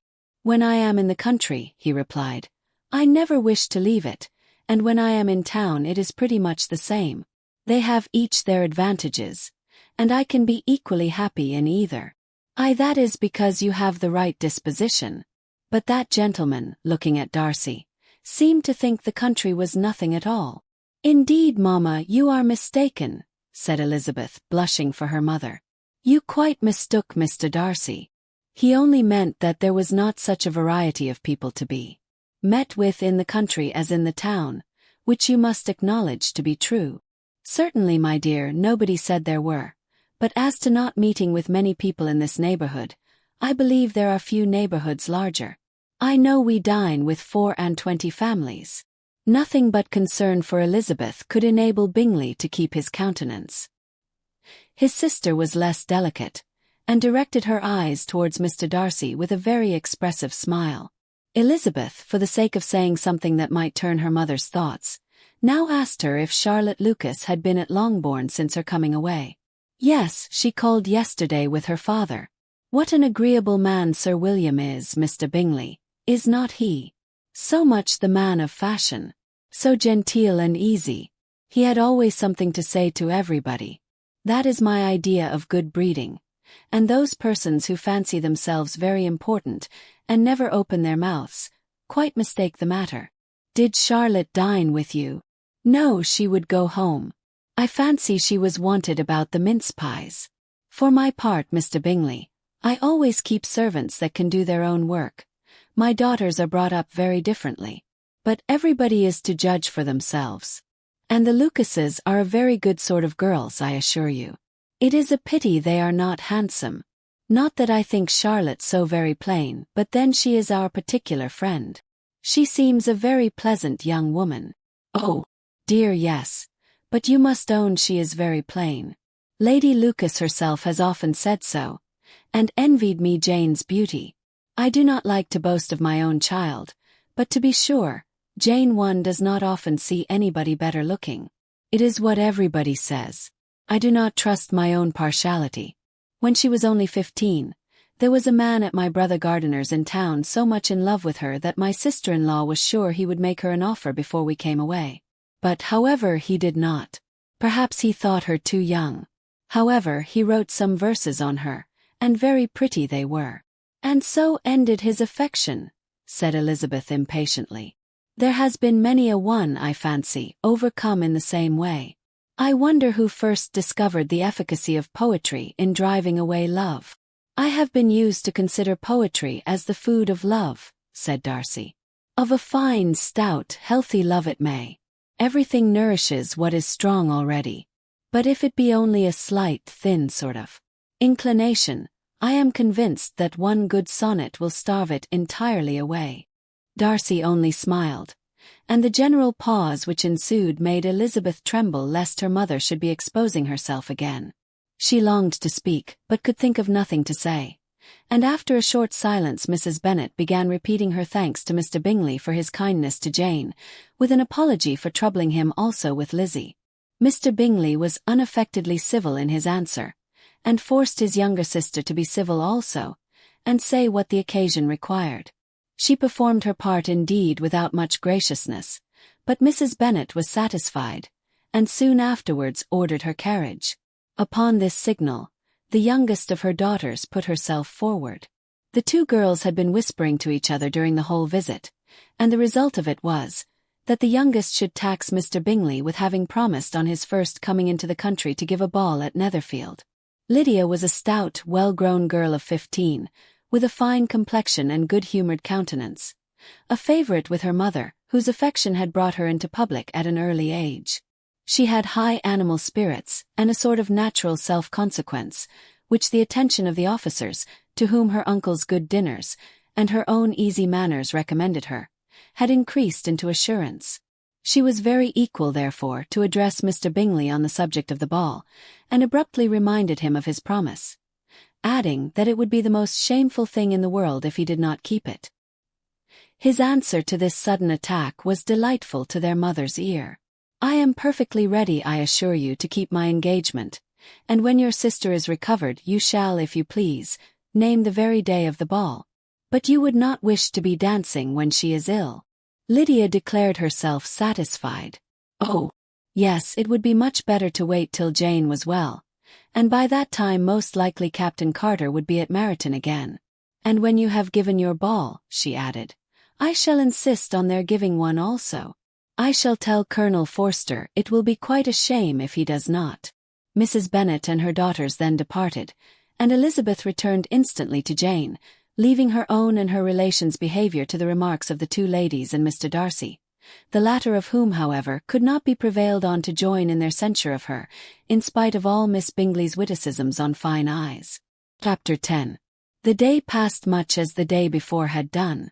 Mrs. Hurst and Miss Bingley had spent some hours of the morning with the invalid, who continued, though slowly, to mend, and in the evening Elizabeth joined their party in the drawing-room. The loo table, however, did not appear. Mr. Darcy was writing, and Miss Bingley, seated near him, was watching the progress of his letter and repeatedly calling off his attention by messages to his sister. Mr. Hurst and Mr. Bingley were at piquet, and Mrs. Hurst was observing their game. Elizabeth took up some needlework, and was sufficiently amused in attending to what passed between Darcy and his companion. The perpetual commendations of the lady, either on his handwriting, or on the evenness of his lines, or on the length of his letter, with the perfect unconcern with which her praises were received, formed a curious dialogue, and was exactly in union with her opinion of each. "How delighted Miss Darcy will be to receive such a letter." He made no answer. "You write uncommonly fast." "You are mistaken. I write rather slowly." "How many letters you must have occasion to write in the course of a year. Letters of business, too. How odious I should think them. It is fortunate, then, that they fall to my lot instead of yours. Pray tell your sister that I long to see her. I have already told her so once, by your desire. I am afraid you do not like your pen. Let me mend it for you. I mend pens remarkably well." "Thank you, but I always mend my own. How can you contrive to write so even?" He was silent. "Tell your sister I am delighted to hear of her improvement on the harp, and pray let her know that I am quite in raptures with her beautiful little design for a table, and I think it infinitely superior to Miss Grantley's. Will you give me leave to defer your raptures till I write again? At present I have not room to do them justice." "Oh, it is of no consequence. I shall see her in January. But do you always write such charming long letters to her, Mr. Darcy?" "They are generally long, but whether always charming it is not for me to determine. It is a rule with me, that a person who can write a long letter with ease, cannot write ill." "That will not do for a compliment to Darcy, Caroline," cried her brother, "because he does not write with ease. He studies too much for words of 4 syllables. Do not you, Darcy? My style of writing is very different from yours." "Oh," cried Miss Bingley, "Charles writes in the most careless way imaginable. He leaves out half his words, and blots the rest. My ideas flow so rapidly that I have not time to express them, by which means my letters sometimes convey no ideas at all to my correspondents." "Your humility, Mr. Bingley," said Elizabeth, "must disarm reproof." "Nothing is more deceitful," said Darcy, "than the appearance of humility. It is often only carelessness of opinion, and sometimes an indirect boast. And which of the two do you call my little recent piece of modesty?" "The indirect boast, for you are really proud of your defects in writing, because you consider them as proceeding from a rapidity of thought and carelessness of execution, which, if not estimable, you think at least highly interesting. The power of doing anything with quickness is always prized much by the possessor, and often without any attention to the imperfection of the performance. When you told Mrs. Bennet this morning that if you ever resolved upon quitting Netherfield you should be gone in 5 minutes, you meant it to be a sort of panegyric, of compliment to yourself, And yet what is there so very laudable in a precipitance which must leave very necessary business undone, and can be of no real advantage to yourself or anyone else? Nay, cried Bingley, this is too much, to remember at night all the foolish things that were said in the morning. And yet, upon my honour, I believe what I said of myself to be true, and I believe it at this moment. At least, therefore, I did not assume the character of needless precipitance merely to show off before the ladies. I dare say you believed it, but I am by no means convinced that you would be gone with such celerity. Your conduct would be quite as dependent on chance as that of any man I know, and if, as you were mounting your horse, a friend were to say, Bingley, you had better stay till next week, you would probably do it, you would probably not go, and at another word might stay a month. You have only proved by this, cried Elizabeth, that Mr. Bingley did not do justice to his own disposition. You have shown him off now much more than he did himself. I am exceedingly gratified, said Bingley, by your converting what my friend says into a compliment on the sweetness of my temper. But I am afraid you are giving it a turn which that gentleman did by no means intend, for he would certainly think better of me, if under such a circumstance I were to give a flat denial, and ride off as fast as I could. Would Mr. Darcy then consider the rashness of your original intentions as atoned for by your obstinacy in adhering to it? Upon my word, I cannot exactly explain the matter. Darcy must speak for himself. You expect me to account for opinions which you choose to call mine, but which I have never acknowledged. Allowing the case, however, to stand according to your representation, you must remember, Miss Bennet, that the friend who is supposed to desire his return to the house, and the delay of his plan, has merely desired it, asked it without offering one argument in favour of its propriety. To yield readily easily to the persuasion of a friend is no merit with you. To yield without conviction is no compliment to the understanding of either. You appear to me, Mr. Darcy, to allow nothing for the influence of friendship and affection. A regard for the requester would often make one readily yield to a request, without waiting for arguments to reason one into it. I am not particularly speaking of such a case as you have supposed about Mr. Bingley. We may as well wait, perhaps, till the circumstance occurs before we discuss the discretion of his behaviour thereupon. But in general and ordinary cases between friend and friend, where one of them is desired by the other to change a resolution of no very great moment, should you think ill of that person for complying with the desire, without waiting to be argued into it? Will it not be advisable, before we proceed on this subject, to arrange with rather more precision the degree of importance which is to appertain to this request, as well as the degree of intimacy subsisting between the parties? By all means, cried Bingley. Let us hear all the particulars, not forgetting their comparative height and size, for that will have more weight in the argument, Miss Bennet, than you may be aware of. I assure you that if Darcy were not such a great tall fellow in comparison with myself, I should not pay him half so much deference. I declare I do not know a more awful object than Darcy, on particular occasions, and in particular places. At his own house especially, and of a Sunday evening when he has nothing to do. Mr. Darcy smiled, but Elizabeth thought she could perceive that he was rather offended, and therefore checked her laugh. Miss Bingley warmly resented the indignity he had received, in an expostulation with her brother for talking such nonsense. I see your design, Bingley, said his friend. You dislike an argument and want to silence this. Perhaps I do. Arguments are too much like disputes. If you and Miss Bennet will defer yours till I am out of the room, I shall be very thankful, and then you may say whatever you like of me. What you ask, said Elizabeth, is no sacrifice on my side, and Mr. Darcy had much better finish his letter. Mr. Darcy took her advice, and did finish his letter. When that business was over, he applied to Miss Bingley and Elizabeth for an indulgence of some music. Miss Bingley moved with some alacrity to the pianoforte, and after a polite request that Elizabeth would lead the way which the other as politely and more earnestly negatived, she seated herself.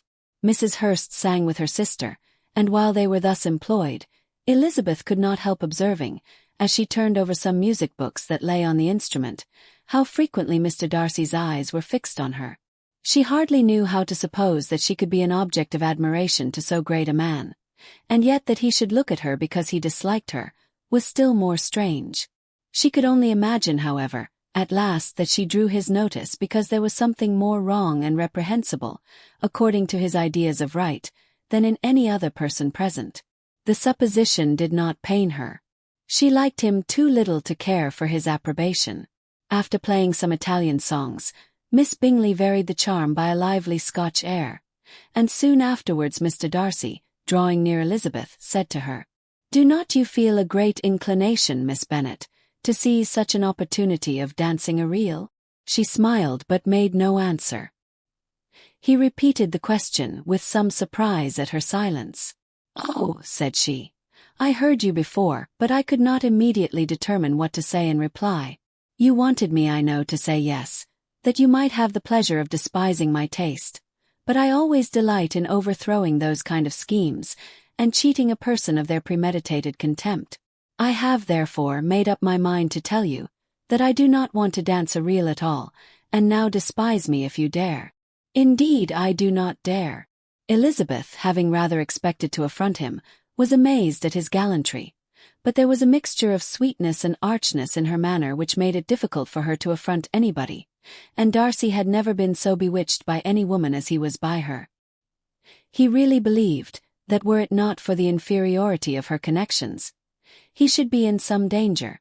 Miss Bingley saw or suspected enough to be jealous, and her great anxiety for the recovery of her dear friend Jane received some assistance from her desire of getting rid of Elizabeth. She often tried to provoke Darcy into disliking her guest, by talking of their supposed marriage, and planning his happiness in such an alliance. "I hope," said she, as they were walking together in the shrubbery the next day, "you will give your mother-in-law a few hints when this desirable event takes place, as to the advantage of holding her tongue, and if you can compass it, do sure the younger girls of running after officers. And if I may mention so delicate a subject, endeavor to check that little something, bordering on conceit and impertinence, which your lady possesses. Have you anything else to propose for my domestic felicity? Oh, do let the portraits of your uncle and Aunt Phillips be placed in the gallery at Pemberley. Put them next to your great-uncle the judge. They are in the same profession, you know, only in different lines. As for your Elizabeth's picture, you must not have it taken, for what painter could do justice to those beautiful eyes? It would not be easy indeed to catch their expression, but their color and shape, and the eyelashes so remarkably fine, might be copied." At that moment they were met from another walk by Mrs. Hurst and Elizabeth herself. "I did not know that you intended to walk," said Miss Bingley in some confusion, lest they had been overheard. "You used us abominably ill," answered Mrs. Hurst, "running away without telling us that you were coming out." Then taking the disengaged arm of Mr. Darcy, she left Elizabeth to walk by herself. The path just admitted 3. Mr. Darcy felt their rudeness, and immediately said, "This walk is not wide enough for our party. We had better go into the avenue." But Elizabeth, who had not the least inclination to remain with them, laughingly answered, "No, no, stay where you are. You are charmingly grouped, and appear to uncommon advantage. The picturesque would be spoilt by admitting a 4th. Goodbye." She then ran gaily off, rejoicing as she rambled about, in the hope of being at home again in a day or 2. Jane was already so much recovered as to intend leaving her room for a couple of hours that evening. Chapter 11. When the ladies removed after dinner, Elizabeth ran up to her sister, and seeing her well guarded from cold, attended her into the drawing-room, where she was welcomed by her 2 friends with many professions of pleasure, and Elizabeth had never seen them so agreeable as they were during the hour which passed before the gentlemen appeared. Their powers of conversation were considerable. They could describe an entertainment with accuracy, relate an anecdote with humor, and laugh at their acquaintance with spirit. But when the gentlemen entered, Jane was no longer the first object. Miss Bingley's eyes were instantly turned toward Darcy, and she had something to say to him before he had advanced many steps. He addressed himself to Miss Bennet with a polite congratulation. Mr. Hurst also made her a slight bow, and said he was very glad, but diffuseness and warmth remained for Bingley's salutation. He was full of joy and attention. The first half-hour was spent in piling up the fire, lest she should suffer from the change of room, and she removed at his desire to the other side of the fireplace, that she might be further from the door. He then sat down by her, and talked scarcely to anyone else. Elizabeth, at work in the opposite corner, saw it all with great delight. When tea was over, Mr. Hurst reminded his sister-in-law of the card table, but in vain. She had obtained private intelligence that Mr. Darcy did not wish for cards, and Mr. Hurst soon found even his open petition rejected. She assured him that no one intended to play, and the silence of the whole party on the subject seemed to justify her. Mr. Hurst had therefore nothing to do, but to stretch himself on one of the sofas and go to sleep. Darcy took up a book. Miss Bingley did the same, and Mrs. Hurst, principally occupied in playing with her bracelets and rings, joined now and then in her brother's conversation with Miss Bennet. Miss Bingley's attention was quite as much engaged in watching Mr. Darcy's progress through his book as in reading her own, and she was perpetually either making some inquiry or looking at his page. She could not win him, however, to any conversation. He merely answered her question and read on. At length, quite exhausted by the attempt to be amused with her own book, which she had only chosen because it was the second volume of his, she gave a great yawn and said, "How pleasant it is to spend an evening in this way. I declare after all there is no enjoyment like reading. How much sooner one tires of anything than of a book. When I have a house of my own, I shall be miserable if I have not an excellent library." No one made any reply. She then yawned again, threw aside her book, and cast her eyes round the room in quest for some amusement, when hearing her brother mentioning a ball to Miss Bennet, she turned suddenly towards him and said, "By the by, Charles, are you really serious in meditating a dance at Netherfield? I would advise you, before you determine on it, to consult the wishes of the present party. I am much mistaken if there are not some among us to whom a ball would be rather a punishment than a pleasure." "If you mean Darcy," cried her brother, "he may go to bed if he chooses before it begins, but as for the ball, it is quite a settled thing, and as soon as Nicholas has made white soup enough, I shall send round my cards." "I should like balls infinitely better," she replied, "if they were carried on in a different manner, but there is something insufferably tedious in the usual process of such a meeting.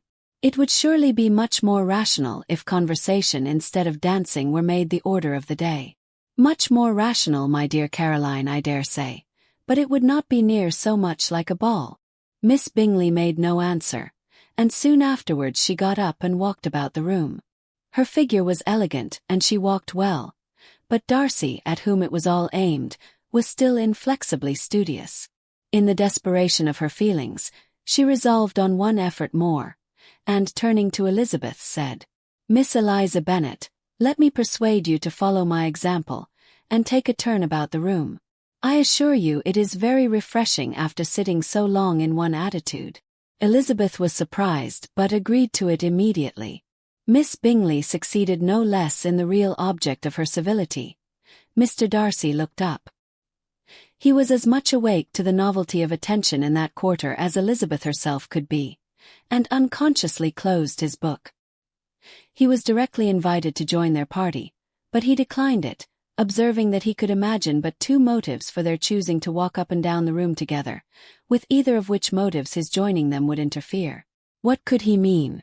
She was dying to know what could be his meaning, and asked Elizabeth whether she could at all understand him. "Not at all," was her answer. "But depend upon it, he means to be severe on us, and our surest way of disappointing him will be to ask nothing about it."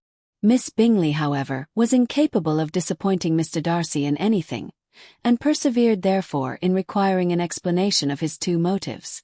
"I have not the smallest objection to explaining them," said he, as soon as she allowed him to speak.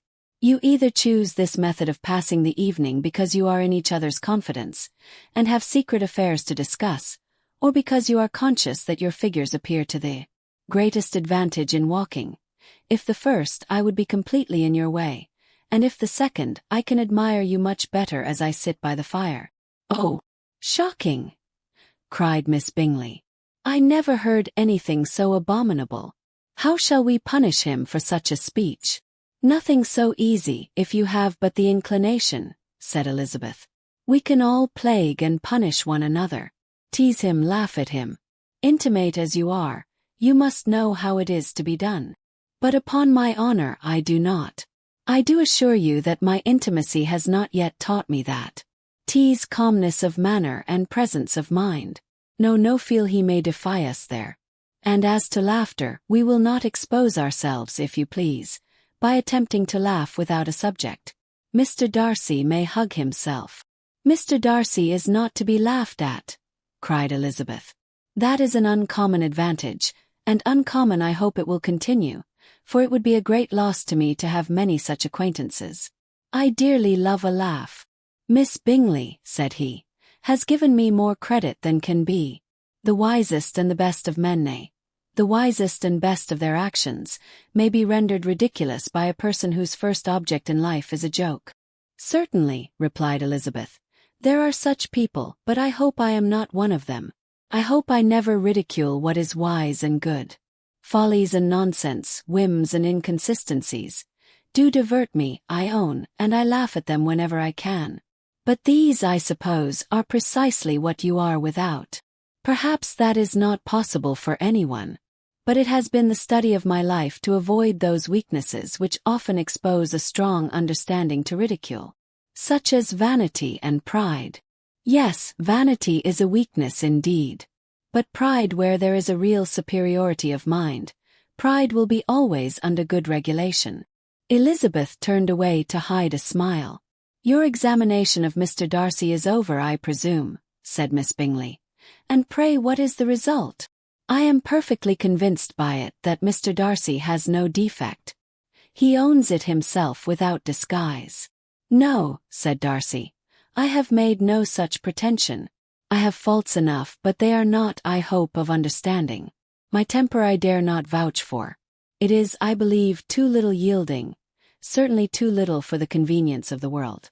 Cannot forget the follies and vices of others so soon as I ought, nor their offences against myself. My feelings are not puffed about with every attempt to move them.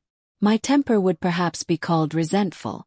My good opinion once lost, is lost forever. That is a failing indeed, cried Elizabeth. Implacable resentment is a shade in a character. But you have chosen your fault well. I really cannot laugh at it. You are safe from me. There is, I believe, in every disposition a tendency to some particular evil, a natural defect, which not even the best education can overcome. And your defect is to hate everybody. And yours, he replied with a smile, is wilfully to misunderstand them. Do let us have a little music, cried Miss Bingley, tired of a conversation in which she had no share. Louisa, you will not mind my waking Mr. Hurst? Her sister had not the smallest objection, and the pianoforte was opened, and Darcy, after a few moments' recollection, was not sorry for it. He began to feel the danger of paying Elizabeth too much attention. Chapter 12. In consequence of an agreement between the sisters, Elizabeth wrote the next morning to their mother, to beg that the carriage might be sent for them in the course of the day. But Mrs. Bennet, who had calculated on her daughters remaining at Netherfield till the following Tuesday, which would exactly finish Jane's week, could not bring herself to receive them with pleasure before. Her answer, therefore, was not propitious, at least not to Elizabeth's wishes, for she was impatient to get home. Mrs. Bennet sent them word that they could not possibly have the carriage before Tuesday, and in her postscript it was added, that if Mr. Bingley and his sister pressed them to stay longer, she could spare them very well. Against staying longer, however, Elizabeth was positively resolved, nor did she much expect it would be asked, and fearful, on the contrary, as being considered as intruding themselves needlessly long, she urged Jane to borrow Mr. Bingley's carriage immediately, and at length it was settled that their original design of leaving Netherfield that morning should be mentioned, and the request made. The communication excited many professions of concern, and enough was said of wishing them to stay at least till the following day to work on Jane, and till the morrow their going was deferred. Miss Bingley was then sorry that she had proposed the delay, for her jealousy and dislike of one sister much exceeded her affection for the other. The master of the house heard with real sorrow that they were to go so soon, and repeatedly tried to persuade Miss Bennet that it would not be safe for her, that she was not enough recovered, but Jane was firm where she felt herself to be right. To Mr. Darcy, it was welcome intelligence. Elizabeth had been at Netherfield long enough. She attracted him more than he liked, and Miss Bingley was uncivil to her, and more teasing than usual to himself. He wisely resolved to be particularly careful that no sign of admiration should now escape him, nothing that could elevate her with the hope of influencing his felicity. Sensible that if such an idea had been suggested, his behavior during the last day must have material weight in confirming or crushing it. Steady to his purpose, he scarcely spoke 10 words to her through the whole of Saturday, and though they were at one time left by themselves for half an hour, he adhered most conscientiously to his book, and would not even look at her. On Sunday, after morning service, the separation, so agreeable to almost all, took place. Miss Bingley's civility to Elizabeth increased at last very rapidly, as well as her affection for Jane, and when they parted, after assuring the latter of the pleasure it would always give her to see her either at Longbourn or Netherfield, and embracing her most tenderly, she even shook hands with the former. Elizabeth took leave of the whole party in the liveliest of spirits. They were not welcomed home very cordially by their mother. Mrs. Bennet wondered at their coming, and thought them very wrong to give so much trouble, and was sure Jane would have caught cold again. But their father, though very laconic in his expressions of pleasure, was really glad to see them. He had felt their importance in the family circle. The evening conversation, when they were all assembled, had lost much of its animation, and almost all its sense by the absence of Jane and Elizabeth. They found Mary, as usual, deep in the study of thorough base and human nature, and had some extracts to admire, and some new observations of threadbare morality to listen to. Catherine and Lydia had information for them of a different sort. Much had been done and much had been said in the regiment since the preceding Wednesday. Several of the officers had dined lately with their uncle, a private had been flogged, and it had actually been hinted that Colonel Forster was going to be married. Chapter 13. "I hope, my dear," said Mr. Bennet to his wife, as they were at breakfast the next morning, "that you have ordered a good dinner today, because I have reason to expect an addition to our family party." "Who do you mean, my dear?" "I know of nobody that is coming, I am sure, unless Charlotte Lucas should happen to call in, and I hope my dinners are good enough for her. I do not believe she often sees such at home. The person of whom I speak is a gentleman, and a stranger." Mrs. Bennet's eyes sparkled. "A gentleman and a stranger. It is Mr. Bingley, I am sure. Well, I am sure I shall be extremely glad to see Mr. Bingley. But good Lord, how unlucky! There is not a bit of fish to be got today. Lydia, my love, ring the bell, I must speak to Hill this moment." "It is not Mr. Bingley," said her husband. "It is a person whom I never saw in the whole course of my life." This roused a general astonishment, and he had the pleasure of being eagerly questioned by his wife and his 5 daughters at once. After amusing himself some time with their curiosity, he thus explained: "About a month ago I received this letter, and about a fortnight ago I answered it, for I thought it a case of some delicacy, and requiring early attention. It is from my cousin Mr. Collins, who, when I am dead, may turn you all out of this house as soon as he pleases." "Oh, my dear," cried his wife, "I cannot bear to hear that mentioned. Pray do not talk of that odious man. I do think it is the hardest thing in the world, that your estate should be entailed away from your own children, and I am sure if I had been you, I should have tried long ago to do something or other about it." Jane and Elizabeth tried to explain to her the nature of an entail. They had often attempted to do it before, but it was a subject on which Mrs. Bennet was beyond the reach of reason, and she continued to rail bitterly against the cruelty of settling an estate away from a family of 5 daughters, in favor of a man whom nobody cared anything about. "It certainly is a most iniquitous affair," said Mr. Bennet, "and nothing can clear Mr. Collins from the guilt of inheriting Longbourn. But if you will listen to his letter, you may perhaps be a little softened by his manner of expressing himself." "No, that I am sure I shall not, and I think it is very impertinent of him to write to you at all, and very hypocritical. I hate such false friends. Why could he not keep on quarrelling with you, as his father did before him? Why, indeed? He does seem to have had some filial scruples on that head, as you will hear." "Hunsford, near Westerham, Kent, October 15th. "Dear Sir, The disagreement subsisting between yourself and my late honored father always gave me much uneasiness, and since I have had the misfortune to lose him, I have frequently wished to heal the breach. But for some time I was kept back by my own doubts, fearing lest it might seem disrespectful to his memory for me to be on good terms with anyone with whom it had always pleased him to be at variance. There, Mrs. Bennet. My mind, however, is now made up on the subject, for having received ordination at Easter, I have been so fortunate as to be distinguished by the patronage of the Right Honourable Lady Catherine de Bourgh, widow of Sir Louis de Bourgh, whose bounty and beneficence has preferred me to the valuable rectory of this parish, where it shall be my earnest endeavour to demean myself with grateful respect towards her ladyship, and be ever ready to perform those rites and ceremonies which are instituted by the Church of England. As a clergyman, moreover, I feel it my duty to promote and establish the blessing of peace in all families within the reach of my influence, and on these grounds I flatter myself that my present overtures are highly commendable, and that the circumstance of my being next in the entail of Longbourn estate will be kindly overlooked on your side, and not lead you to reject the offered olive branch. I cannot be otherwise than concerned at being the means of injuring your amiable daughters, and beg leave to apologize for it, as well as to assure you of my readiness to make them every possible amends, but of this hereafter. If you should have no objection to receive me into your house, I propose myself the satisfaction of waiting on you and your family, Monday, November 18th by 4 o'clock, and shall probably trespass on your hospitality till the Saturday night following, which I can do without any inconvenience, as Lady Catherine is far from objecting to my occasional absence on a Sunday, provided that some other clergyman is engaged to do the duty of the day.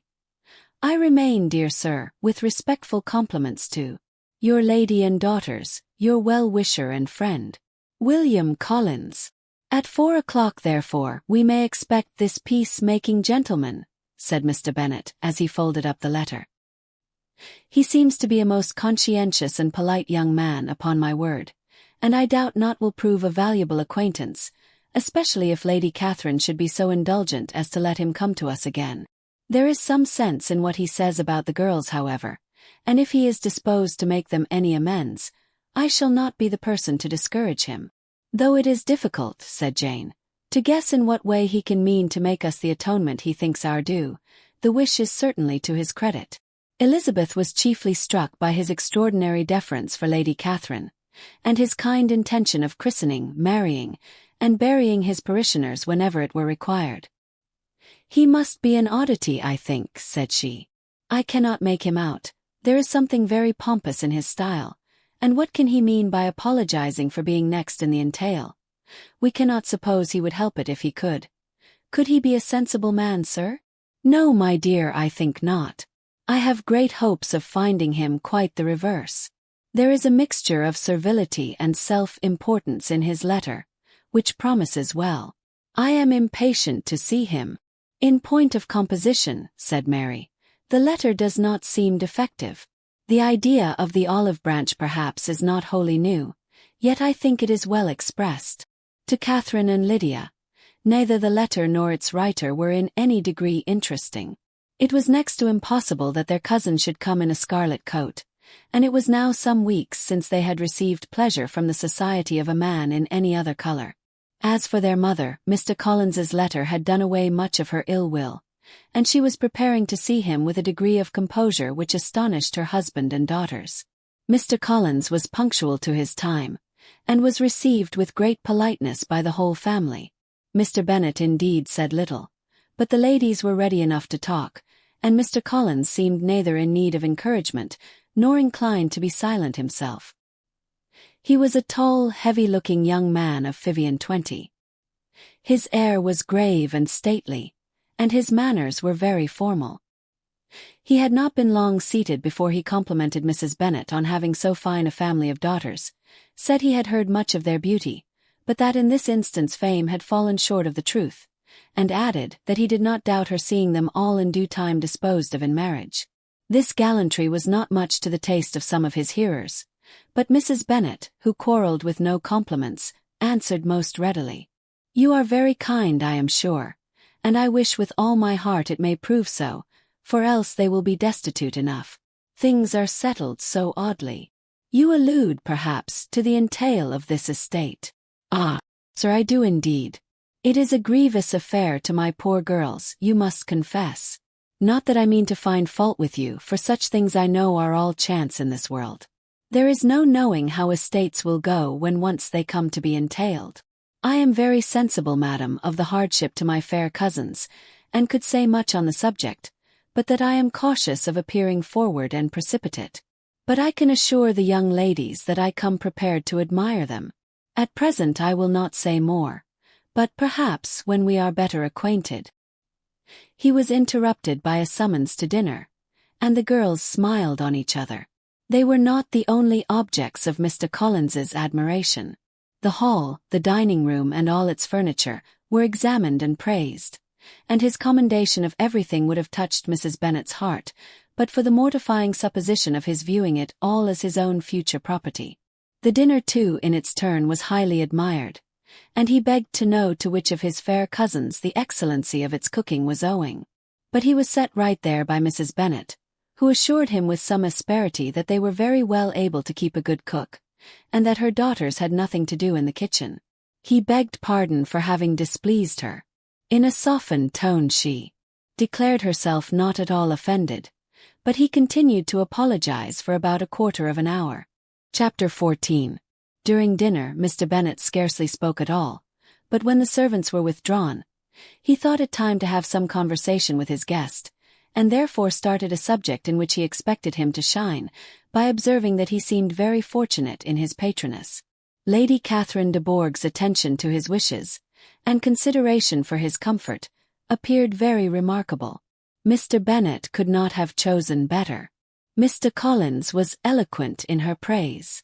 The subject elevated him to more than usual solemnity of manner, and with a most important aspect he protested that he had never in his life witnessed such behavior in a person of rank, such affability and condescension, as he had himself experienced from Lady Catherine. She had been graciously pleased to approve of both of the discourses which he had already had the honor of preaching before her. She had also asked him twice to dine at Rosings, and had sent for him only the Saturday before, to make up her pool of quadrille in the evening. Lady Catherine was reckoned proud by many people he knew, but he had never seen anything but affability in her. She had always spoken to him as she would to any other gentleman. She made not the smallest objection to his joining in the society of the neighborhood, nor to his leaving the parish occasionally for a week or two, to visit his relations. She had even condescended to advise him to marry as soon as he could, provided he chose with discretion, and had once paid him a visit in his humble parsonage, where she had perfectly approved all the alterations he had been making, and had even vouchsafed to suggest some herself. Some shelves in the closet upstairs. "That is all very proper and civil, I am sure," said Mrs. Bennet, "and I dare say she is a very agreeable woman. It is a pity that great ladies in general are not more like her. Does she live near you, sir? The garden in which stands my humble abode is separated only by a lane from Rosings Park, her ladyship's residence. I think you said she was a widow, sir. Has she any family?" "She has only one daughter, the heiress of Rosings, and a very extensive property." "Ah," said Mrs. Bennet, shaking her head, "then she is better off than many girls. And what sort of young lady is she? Is she handsome?" "She is a most charming young lady indeed. Lady Catherine herself says that, in point of true beauty, Miss de Bourgh is far superior to the handsomest of her sex, because there is that in her features which marks the young lady of distinguished birth. She is unfortunately of a sickly constitution, which has prevented her from making that progress in many accomplishments which she could not have otherwise failed of, as I am informed by the lady who superintended her education, and who still resides with them. But she is perfectly amiable, and often condescends to drive by my humble abode in her little phaeton and ponies." "Has she been presented?" "I do not remember her name among the ladies at court. Her indifferent state of health unhappily prevents her being in town, and by that means, as I told Lady Catherine one day, has deprived the British court of its brightest ornaments. Her ladyship seemed pleased with the idea, and you may imagine that I am happy on every occasion to offer those little delicate compliments which are always acceptable to ladies. I have more than once observed to Lady Catherine that her charming daughter seemed born to be a duchess, and that the most elevated rank, instead of giving her consequence, would be adorned by her.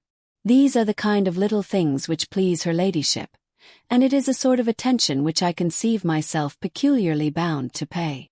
You judge very properly, said Mr. Bennet, and it is happy for you that you possess the talent of flattering with delicacy. May I ask whether these pleasing attentions proceed from the impulse of the moment, or are the result of previous study? They arise chiefly from what is passing at the time, and though I sometimes amuse myself with suggesting and arranging such little elegant compliments as may be adapted to ordinary occasions, I always wish to give them as unstudied an air as possible. Mr. Bennet's expectations were fully answered. His cousin was as absurd as he had hoped, and he listened to him with the keenest enjoyment, maintaining at the same time the most resolute composure of countenance, and, except in an occasional glance at Elizabeth, requiring no partner in his pleasure. By tea-time, however, the dose had been enough, and Mr. Bennet was glad to take his guest into the drawing-room again, and when tea was over, glad to invite him to read aloud to the ladies. Mr. Collins readily assented, and a book was produced, but on beholding it, for everything announced it to be from a circulating library, he started back and, begging pardon, protested that he never read novels. Kitty stared at him, and Lydia exclaimed. Other books were produced, and after some deliberation he chose Fordyce's Sermons. Lydia gaped as he opened the volume, and before he had, with very monotonous solemnity, read 3 pages, she interrupted him with, "Do you know, Mamma, that my Uncle Phillips talks of turning away Richard? And if he does, Colonel Forster will hire him. My aunt told me so herself on Saturday. I shall walk to Meryton tomorrow to hear more about it, and to ask when Mr. Denny comes back from town." Lydia was bid by her 2 eldest sisters to hold her tongue, but Mr. Collins, much offended, laid aside his book and said, "I have often observed how little young ladies are interested by books of a serious stamp, though written solely for their benefit. It amazes me, I confess, for certainly there can be nothing so advantageous to them as instruction. But I will no longer importune my young cousin." Then turning to Mr. Bennet, he offered himself as his antagonist at backgammon. Mr. Bennet accepted the challenge, observing that he acted very wisely in leaving the girls to their own trifling amusements. Mrs. Bennet and her daughters apologized most civilly for Lydia's interruption, and promised that it should not occur again if he would resume his book. But Mr. Collins, after assuring them that he bore his young cousin no ill will, and should never resent her behavior as any affront, seated himself at another table with Mr. Bennet, and prepared for backgammon. Chapter 15. Mr. Collins was not a sensible man, and the deficiency of nature had been but little assisted by education or society, the greatest part of his life having been spent under the guidance of an illiterate and miserly father, and though he belonged to one of the universities, he had merely kept the necessary terms, without forming at it any useful acquaintance. The subjection in which his father had brought him up had given him originally great humility of manner, but it was now a good deal counteracted by the self-conceit of a weak head, living in retirement, and the consequential feelings of early and unexpected prosperity. A fortunate chance had recommended him to Lady Catherine de Bourgh when the living of Hunsford was vacant, and the respect which he felt for her high rank, and his veneration for her as his patroness, mingling with a very good opinion of himself, of his authority as a clergyman, and his right as a rector, made him altogether a mixture of pride and obsequiousness, self-importance and humility. Having now a good house and a very sufficient income, he intended to marry, and in seeking a reconciliation with the Longbourn family, he had a wife in view, as he meant to choose one of the daughters, if he found them as handsome and amiable as they were represented by common report. This was his plan of amends of atonement for inheriting their father's estate, and he thought it an excellent one, full of eligibility and suitableness, and excessively generous and disinterested on his own part. His plan did not vary on seeing them. Miss Bennet's lovely face confirmed his views, and established all his strictest notions of what was due to seniority, and for the first evening was his settled choice. The next morning, however, made an alteration, for in a quarter of an hour's tete-a-tete with Mrs. Bennet before breakfast, a conversation beginning with his parsonage house, and leading naturally to the avowal of his hopes that a mistress might be found for it at Longbourn, produced from her, amid very complaisant smiles and general encouragement, a caution against the very Jane he had fixed on. As to her younger daughters, she could not take upon her to say she could not positively answer, but she did not know of any prepossession. Her eldest daughter, she must just mention, she felt it incumbent on her to hint, was likely to be very soon engaged. Mr. Collins had only to change from Jane to Elizabeth, and it was soon done while Mrs. Bennet was stirring the fire. Elizabeth, equally next to Jane in birth and beauty, succeeded her of course. Mrs. Bennet treasured up the hint, and trusted that she might soon have 2 daughters married, and the man whom she could not bear to speak of the day before was now high in her good graces. Lydia's intention of walking to Meryton was not forgotten. Every sister except Mary agreed to go with her, and Mr. Collins was to attend them at the request of Mr. Bennet, who was most anxious to get rid of him and have his library to himself, for thither Mr. Collins had followed him after breakfast, and there he would continue, nominally engaged with one of the largest folios in the collection, but really talking to Mr. Bennet, with little cessation, of his house and garden at Hunsford. Such doings discomposed Mr. Bennet exceedingly. In his library he had been always sure of leisure and tranquillity, and though prepared, as he told Elizabeth, to meet with folly and conceit in every other room of the house, he was used to be free from them there. His civility, therefore, was most prompt in inviting Mr. Collins to join his daughters in their walk, and Mr. Collins, being in fact much better fitted for a walker than a reader, was extremely pleased to close his large book and go. In pompous nothings on his side, and civil assents on that of his cousins, their time passed till they entered Meryton. The attention of the younger ones was then no longer to be gained by him. Their eyes were immediately wandering up in the street in quest of the officers, and nothing less than a very smart bonnet indeed, or a really new muslin in a shop window, could recall them. But the attention of every lady was soon caught by a young man, whom they had never seen before, of most gentlemanlike appearance, walking with another officer on the other side of the way. The officer was the very Mr. Denny concerning whose return from London Lydia came to inquire, and he bowed as they passed. All were struck with the stranger's air, all wondered who he could be, and Kitty and Lydia, determined if possible to find out, led the way across the street, under pretense of wanting something in an opposite shop, and fortunately had just gained the pavement when the 2 gentlemen, turning back, had reached the same spot. Mr. Denny addressed them directly, and entreated permission to introduce his friend Mr. Wickham, who had returned with him the day before from town, and he was happy to say had accepted a commission in their corps. This was exactly as it should be, for the young man wanted only regimentals to make him completely charming. His appearance was greatly in his favor. He had all the best part of beauty, a fine countenance, a good figure, and very pleasing address.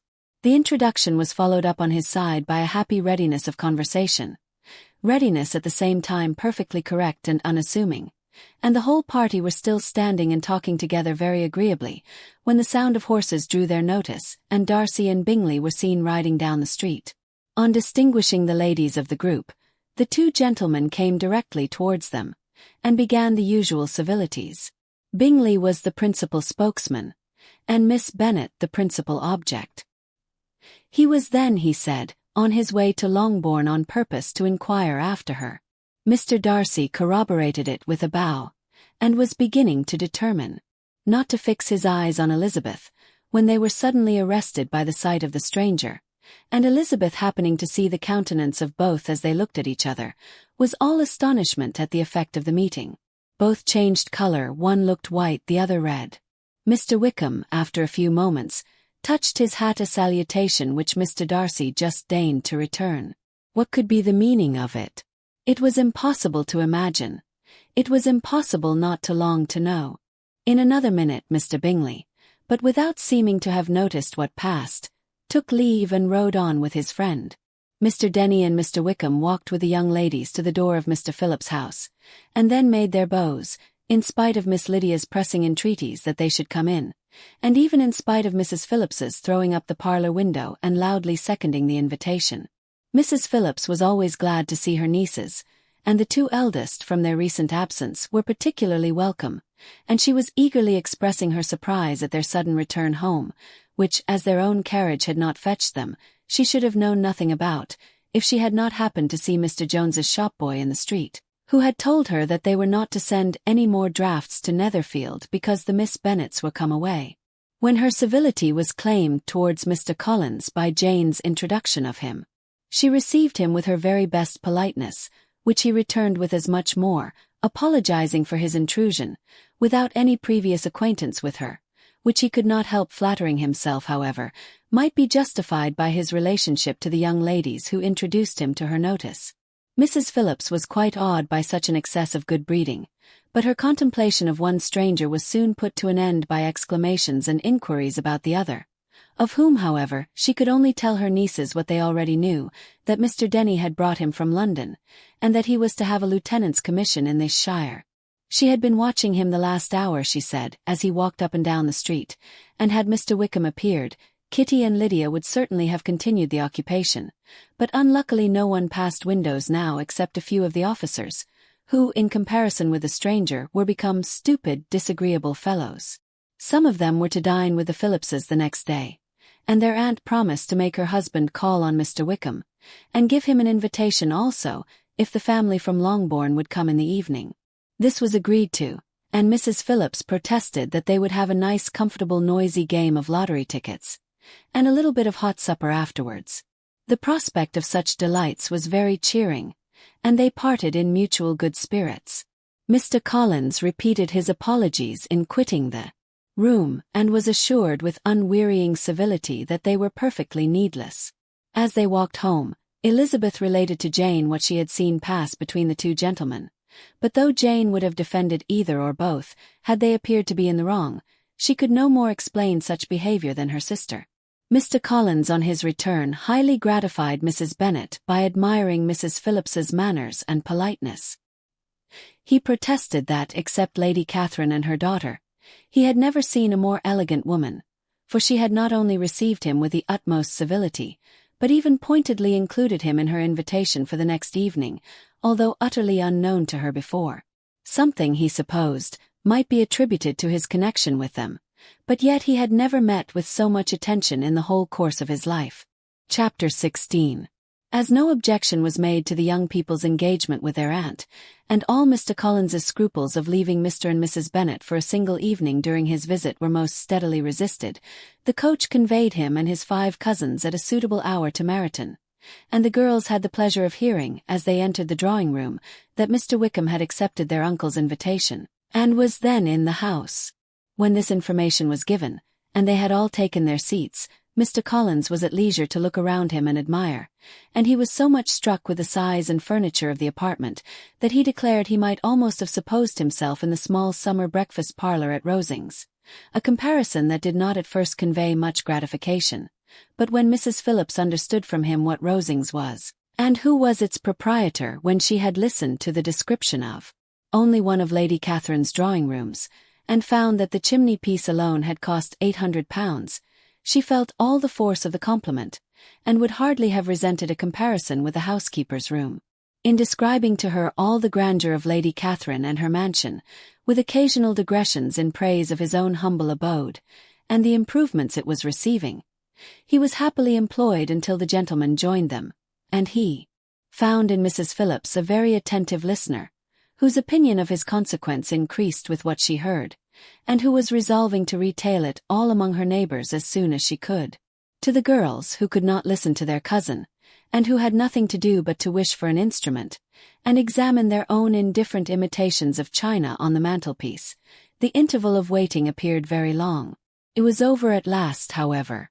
The gentleman did approach, and when Mr. Wickham walked into the room, Elizabeth felt that she had neither been seeing him before, nor thinking of him since, with the smallest degree of unreasonable admiration. The officers of these shire were in general a very creditable gentlemanlike set, and the best of them were of the present party. But Mr. Wickham was as far beyond them all in person, countenance, air and walk, as they were superior to the broad-faced, stuffy Uncle Phillips, breathing port wine, who followed them into the room.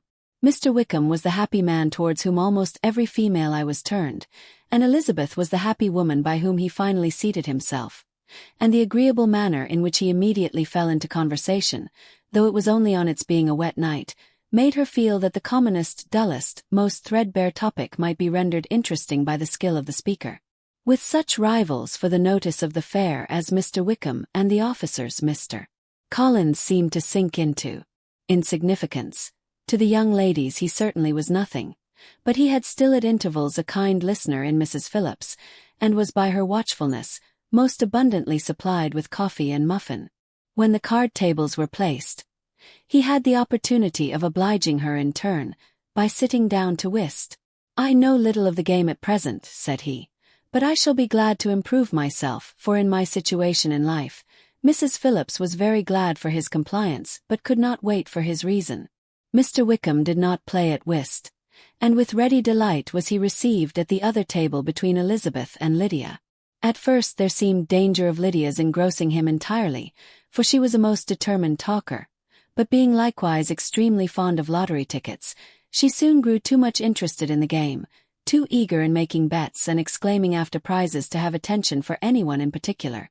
Allowing for the common demands of the game, Mr. Wickham was therefore at leisure to talk to Elizabeth, and she was very willing to hear him, though what she chiefly wished to hear she could not hope to be told the history of his acquaintance with Mr. Darcy. She dared not even mention that gentleman. Her curiosity, however, was unexpectedly relieved. Mr. Wickham began the subject himself. He inquired how far Netherfield was from Meryton, and, after receiving her answer, asked in a hesitating manner how long Mr. Darcy had been staying there. "About a month," said Elizabeth, and then, unwilling to let the subject drop, added, "He is a man of very large property in Derbyshire, I understand." "Yes," replied Mr. Wickham. "His estate there is a noble one. Clear 10,000 per annum. You could not have met with a person more capable of giving you certain information on that head than myself, for I have been connected with his family in a particular manner from my infancy." Elizabeth could not but look surprised. "You may well be surprised, Miss Bennet, at such an assertion after seeing, as you probably might, the very cold manner of our meeting yesterday. Are you much acquainted with Mr. Darcy?" "As much as I ever wished to be," cried Elizabeth very warmly. "I have spent 4 days in the same house with him, and I think him very disagreeable." "I have no right to give him my opinion," said Wickham, "as to his being agreeable or otherwise. I am not qualified to form one. I have known him too long and too well to be a fair judge. It is impossible for me to be impartial. But I believe your opinion of him would in general astonish, and perhaps you would not express it quite so strongly anywhere else. Here you are in your own family. Upon my word, I say no more here than I might say in any house in the neighbourhood, except Netherfield. He is not at all liked in Hertfordshire. Everybody is disgusted with his pride. You will not find him more favourably spoken of by anyone." "I cannot pretend to be sorry," said Wickham after a short interruption, "that he or that any man should not be estimated beyond their deserts, but with him I believe it does not often happen. The world is blinded by his fortune and consequence, or frightened by his high and imposing manners, and sees him only as he chooses to be seen. I should take him, even on my slight acquaintance, to be an ill-tempered man." Wickham only shook his head. "I wonder," said he, at the next opportunity of speaking, "whether he is likely to be in this country much longer. I do not at all know, but I heard nothing of his going away when I was at Netherfield. I hope your plans in favour of the shire will not be affected by his being in the neighbourhood." "Oh, no, it is not for me to be driven away by Mr. Darcy. If he wishes to avoid seeing me, he must go.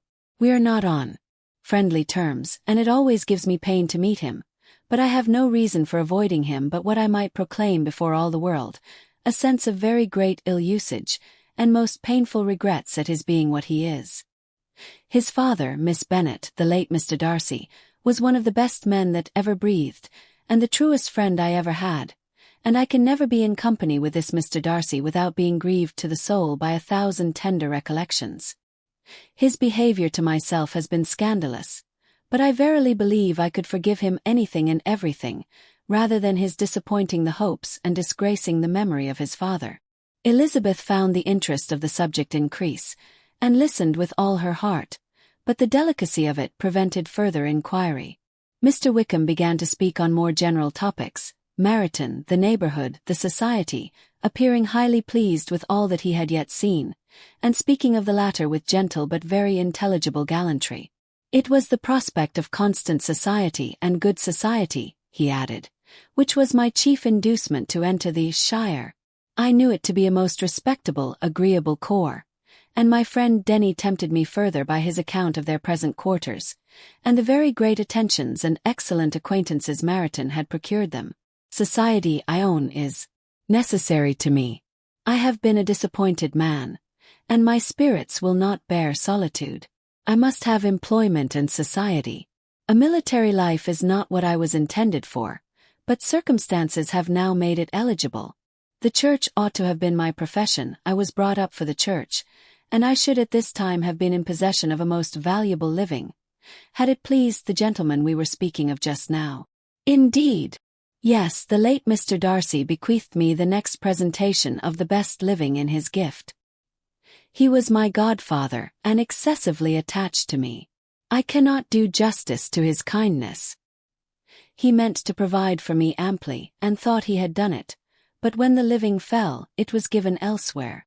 Good heavens, cried Elizabeth, but how could that be? How could his will be disregarded?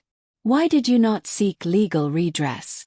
There was just such an informality in the terms of the bequest as to give me no hope from law. A man of honor could not have doubted the intention, but Mr. Darcy chose to doubt it, or to treat it as a merely conditional recommendation, and to assert that I had forfeited all claim to it by extravagance, imprudence, in short, anything or nothing. Certain it is, that the living became vacant 2 years ago, exactly as I was of an age to hold it, and that it was given to another man. And no less certain is it, that I cannot accuse myself of having really done anything to deserve to lose it.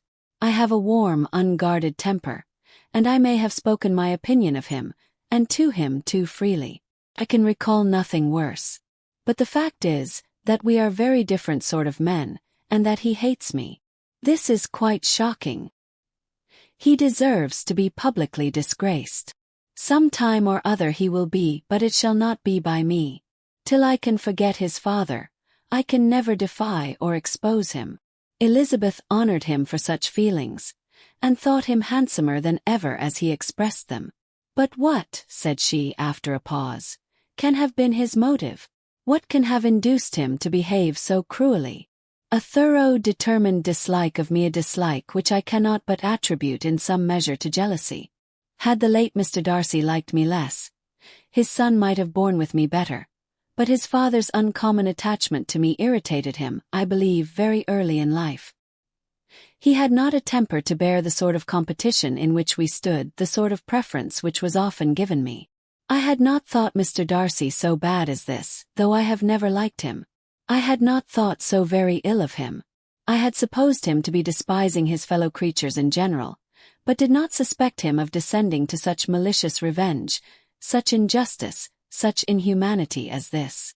After a few minutes' reflection, however, she continued, I do remember his boasting one day at Netherfield of the implacability of his resentments, of his having an unforgiving temper.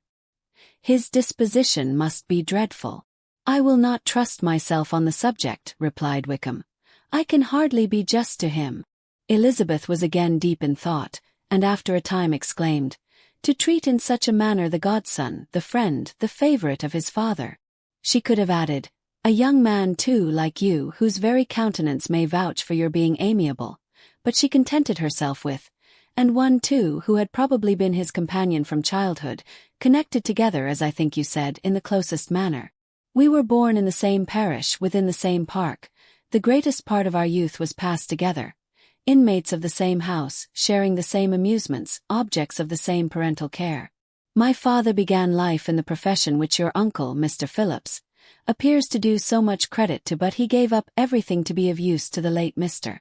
Darcy and devoted all his time to the care of the Pemberley property. He was most highly esteemed by Mr. Darcy, a most intimate, confidential friend.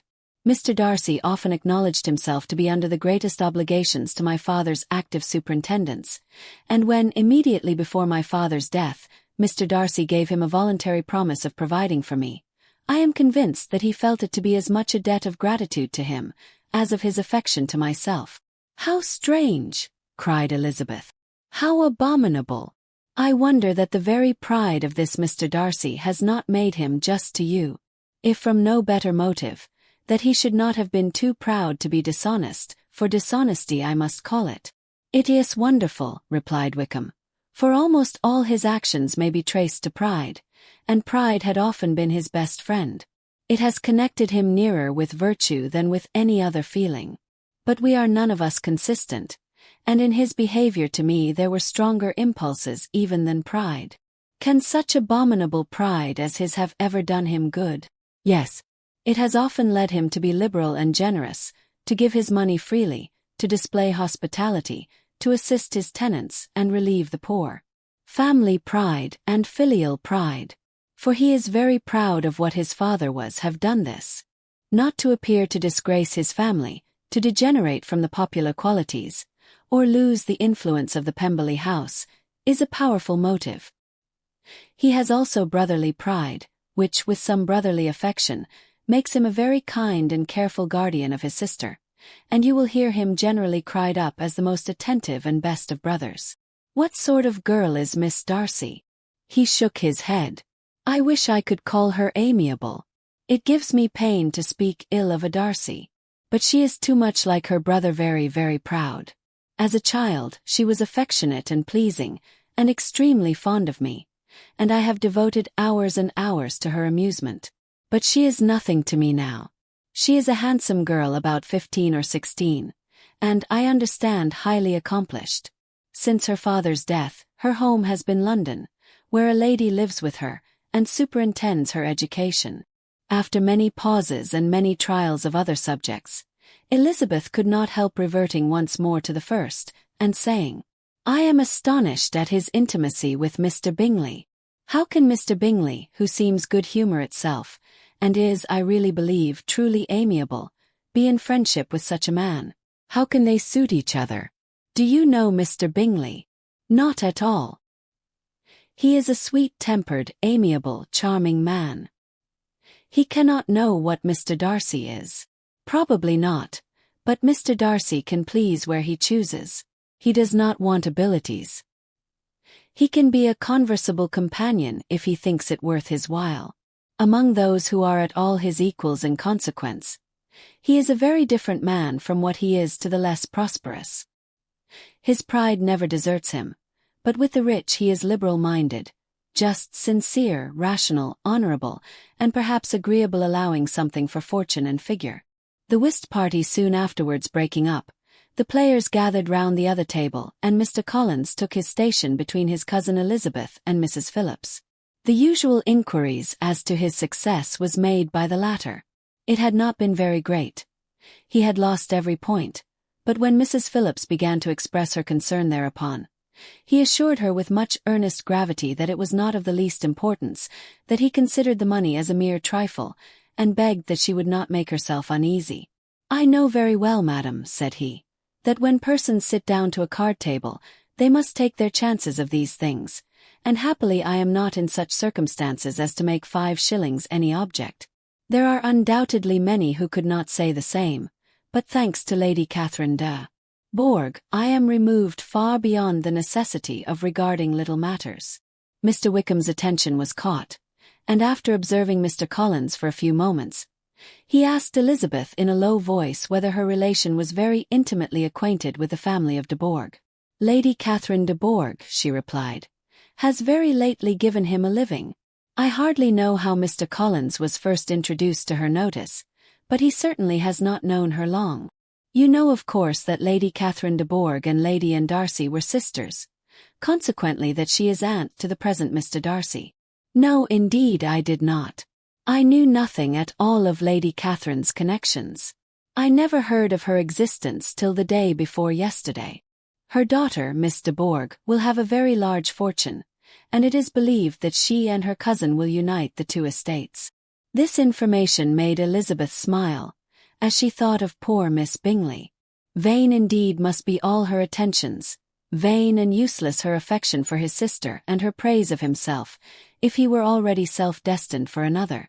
Mr. Collins, said she, speaks highly both of Lady Catherine and her daughter, but from some particulars that he has related of her ladyship, I suspect his gratitude misleads him, and that in spite of her being his patroness, she is an arrogant, conceited woman. I believe her to be both in a great degree, replied Wickham. I have not seen her for many years, but I very well remember that I never liked her, and that her manners were dictatorial and insolent. She has the reputation of being remarkably sensible and clever, but I rather believe she derives part of her abilities from her rank and fortune, part from her authoritative manner, and the rest from the pride for her nephew, who chooses that everyone connected with him should have an understanding of the first class. Elizabeth allowed that he had given a very rational account of it, and they continued talking together, with mutual satisfaction till supper put an end to cards, and gave the rest of the ladies their share of Mr. Wickham's attentions. There could be no conversation in the noise of Mrs. Phillips's supper party, but his manners recommended him to everybody. Whatever he said was said well, and whatever he did, done gracefully. Elizabeth went away with her head full of him. She could think of nothing but of Mr. Wickham, and of what he had told her, all the way home, but there was not time for her even to mention his name as they went, for neither Lydia nor Mr. Collins were once silent. Lydia talked incessantly of lottery tickets, of the fish she had lost and the fish she had won, and Mr. Collins, in describing the civility of Mr. and Mrs. Phillips, protesting that he did not in the least regard his losses at whist, enumerating all the dishes at supper, and repeatedly fearing that he crowded his cousins, had more to say than he could well manage before the carriage stopped at Longbourn House. Chapter 17. Elizabeth related to Jane the next day what had passed between Mr. Wickham and herself. Jane listened with astonishment and concern. She knew not how to believe that Mr. Darcy could be so unworthy of Mr. Bingley's regard. And yet, it was not in her nature to question the veracity of a young man of such amiable appearance as Wickham. The possibility of his having endured such unkindness was enough to interest all her tender feelings, and nothing remained therefore to be done, but to think well of them both, to defend the conduct of each, and throw into the account of accident or mistake whatever could not be otherwise explained. They have both, said she, been deceived, I dare say, in some way or other, of which we can form no idea. Interested people have perhaps misrepresented each to the other. It is, in short, impossible for us to conjecture the causes or circumstances which may have alienated them, without actual blame on either side. Very true indeed. And now, my dear Jane, what have you got to say on behalf of the interested people who have probably been concerned in the business? Do clear them too, or we shall be obliged to think ill of somebody. Laugh as much as you choose, but you will not laugh me out of my opinion. My dearest Lizzie, do but consider in what a disgraceful light it places Mr. Darcy, to be treating his father's favourite in such a manner, one whom his father had promised to provide for. It is impossible. No man of common humanity, no man who had any value for his character, could be capable of it. Can his most intimate friends be so excessively deceived in him? No. I can much more easily believe Mr. Bingley's being imposed on, than that Mr. Wickham should invent such a history of himself as he gave me last night. Names, facts, everything mentioned without ceremony. If it be not so, let Mr. Darcy contradict it. Besides, there was truth in his looks. It is difficult indeed, it is distressing. One does not know what to think. I beg your pardon. One knows exactly what to think. But Jane could think with certainty on only one point, that Mr. Bingley, if he had been imposed on, would have much to suffer when the affair became public. The two young ladies were summoned from the shrubbery, where this conversation passed, by the arrival of the very persons of whom they had been speaking. Mr. Bingley and his sisters came to give their personal invitation for the long-expected ball at Netherfield, which was fixed for the following Tuesday. The two ladies were delighted to see their dear friend again, called it an age since they had met, and repeatedly asked what she had been doing with herself since their separation. To the rest of the family they paid little attention, avoiding Mrs. Bennet as much as possible, saying not much to Elizabeth, and nothing at all to the others. They were soon gone again, rising from their seats with an activity which took their brother by surprise, and hurrying off as if eager to escape from Mrs. Bennet's civilities. The prospect of the Netherfield ball was extremely agreeable to every female of the family. Mrs. Bennet chose to consider it as given in compliment to her eldest daughter, and was particularly flattered by receiving the invitation from Mr. Bingley himself, instead of a ceremonious card. Jane pictured to herself a happy evening in the society of her two friends, and the attentions of her brother, and Elizabeth thought with pleasure of dancing a great deal with Mr. Wickham, and of seeing a confirmation of everything in Mr. Darcy's look and behaviour. The happiness anticipated by Catherine and Lydia depended less on any single event, or any particular person, for though they each, like Elizabeth, meant to dance half the evening with Mr. Wickham, he was by no means the only partner who could satisfy them, and a ball was, at any rate, a ball. And even Mary could assure her family that she had no disinclination for it. "While I can have my mornings to myself," said she, "it is enough. I think it is no sacrifice to join occasionally in evening engagements. Society has claims on us all, and I profess myself one of those who consider intervals of recreation and amusement as desirable for everybody." Elizabeth's spirits were so high on this occasion that though she did not often speak unnecessarily to Mr. Collins, she could not help asking him whether he intended to accept Mr. Bingley's invitation, and if he did, whether he would think it proper to join in the evening's amusement, and she was rather surprised to find that he entertained no scruple whatever on that head, and was very far from dreading a rebuke either from the Archbishop or Lady Catherine de Bourgh by venturing to dance. "I am by no means of the opinion, I assure you," said he, "that a ball of this kind, given by a young man of character to respectable people, can have any evil tendency, and I am so far from objecting to dancing myself, that I shall hope to be honoured with the hands of all my fair cousins in the course of the evening, and I take this opportunity of soliciting yours, Miss Elizabeth, for the two first dances especially, a preference which I trust my cousin Jane will attribute to the right cause, and not to any disrespect for her." Elizabeth felt herself completely taken in. She had fully proposed being engaged by Mr. Wickham for those very dances, and to have Mr. Collins instead. Her liveliness had never been worse timed. There was no help for it, however. Mr. Wickham's happiness and her own were perforce delayed a little longer, and Mr. Collins's proposal accepted with as good a grace as she could. She was not the better pleased with his gallantry from the idea it suggested of something more. It now first struck her that he was selected from among her sisters as worthy of being mistress of Hunsford Parsonage, and of assisting to form a quadrille table at Rosings, in the absence of more eligible visitors. The idea soon reached to conviction, as she observed his increasing civilities toward herself, and heard his frequent attempt at a compliment on her wit and vivacity. And though more astonished than gratified herself by this effect of her charms, it was not long before her mother gave her to understand that the probability of their marriage was extremely agreeable to her. Elizabeth, however, did not choose to take the hint, being well aware that a serious dispute must be the consequence of any reply. Mr. Collins might never make the offer, and till he did, it was useless to quarrel about him. If there had not been a Netherfield ball to prepare for and talk of, the younger Miss Bennets would have been in a very pitiable state at this time, for from the day of the invitation to the day of the ball, there was such a succession of rain as prevented their walking to Meryton once. No aunt, no officers, no news could be sought after. The very shoe roses for Netherfield were got by proxy. Even Elizabeth might have found some trial of her patience in weather which totally suspended the improvement of her acquaintance with Mr. Wickham, and nothing less than a dance on Tuesday could have made such a Friday, Saturday, Sunday, and Monday endurable to Kitty and Lydia. Chapter 18. Till Elizabeth entered the drawing-room at Netherfield, and looked in vain for Mr. Wickham among the cluster of red coats there assembled, a doubt of his being present had never occurred to her. The certainty of meeting him had not been checked by any of those recollections that might not unreasonably have alarmed her. She had dressed with more than usual care, and prepared in the highest spirits for the conquest of all that remained unsubdued of his heart, trusting that it was not more than might be won in the course of the evening.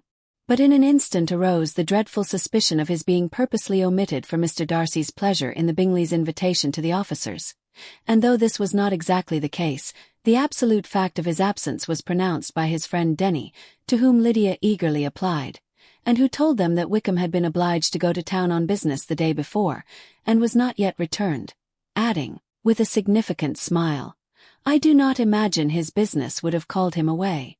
Just now, if he had not wanted to avoid a certain gentleman here. This part of his intelligence, though unheard by Lydia, was caught by Elizabeth, and as it assured her that Darcy was not less answerable for Wickham's absence than if her first surmise had been just, every feeling of displeasure against the former was so sharpened by immediate disappointment that she could hardly reply with tolerable civility to the polite inquiries which he directly afterwards approached to make. Attendance, forbearance, patience with Darcy, was injury to Wickham.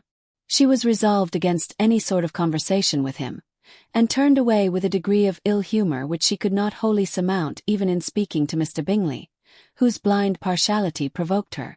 But Elizabeth was not formed for ill humor, and though every prospect of her own was destroyed for the evening, it could not dwell long on her spirits, and having told all her griefs to Charlotte Lucas, whom she had not seen for a week, she was soon able to make a voluntary transition to the oddities of her cousin, and to point him out to her particular notice. The first 2 dances, however, brought a return of distress. They were dances of mortification. Mr. Collins, awkward and solemn, apologizing instead of attending, and often moving wrong without being aware of it, gave her all the shame and misery which a disagreeable partner for a couple of dances can give. The moment of her release from him was ecstasy.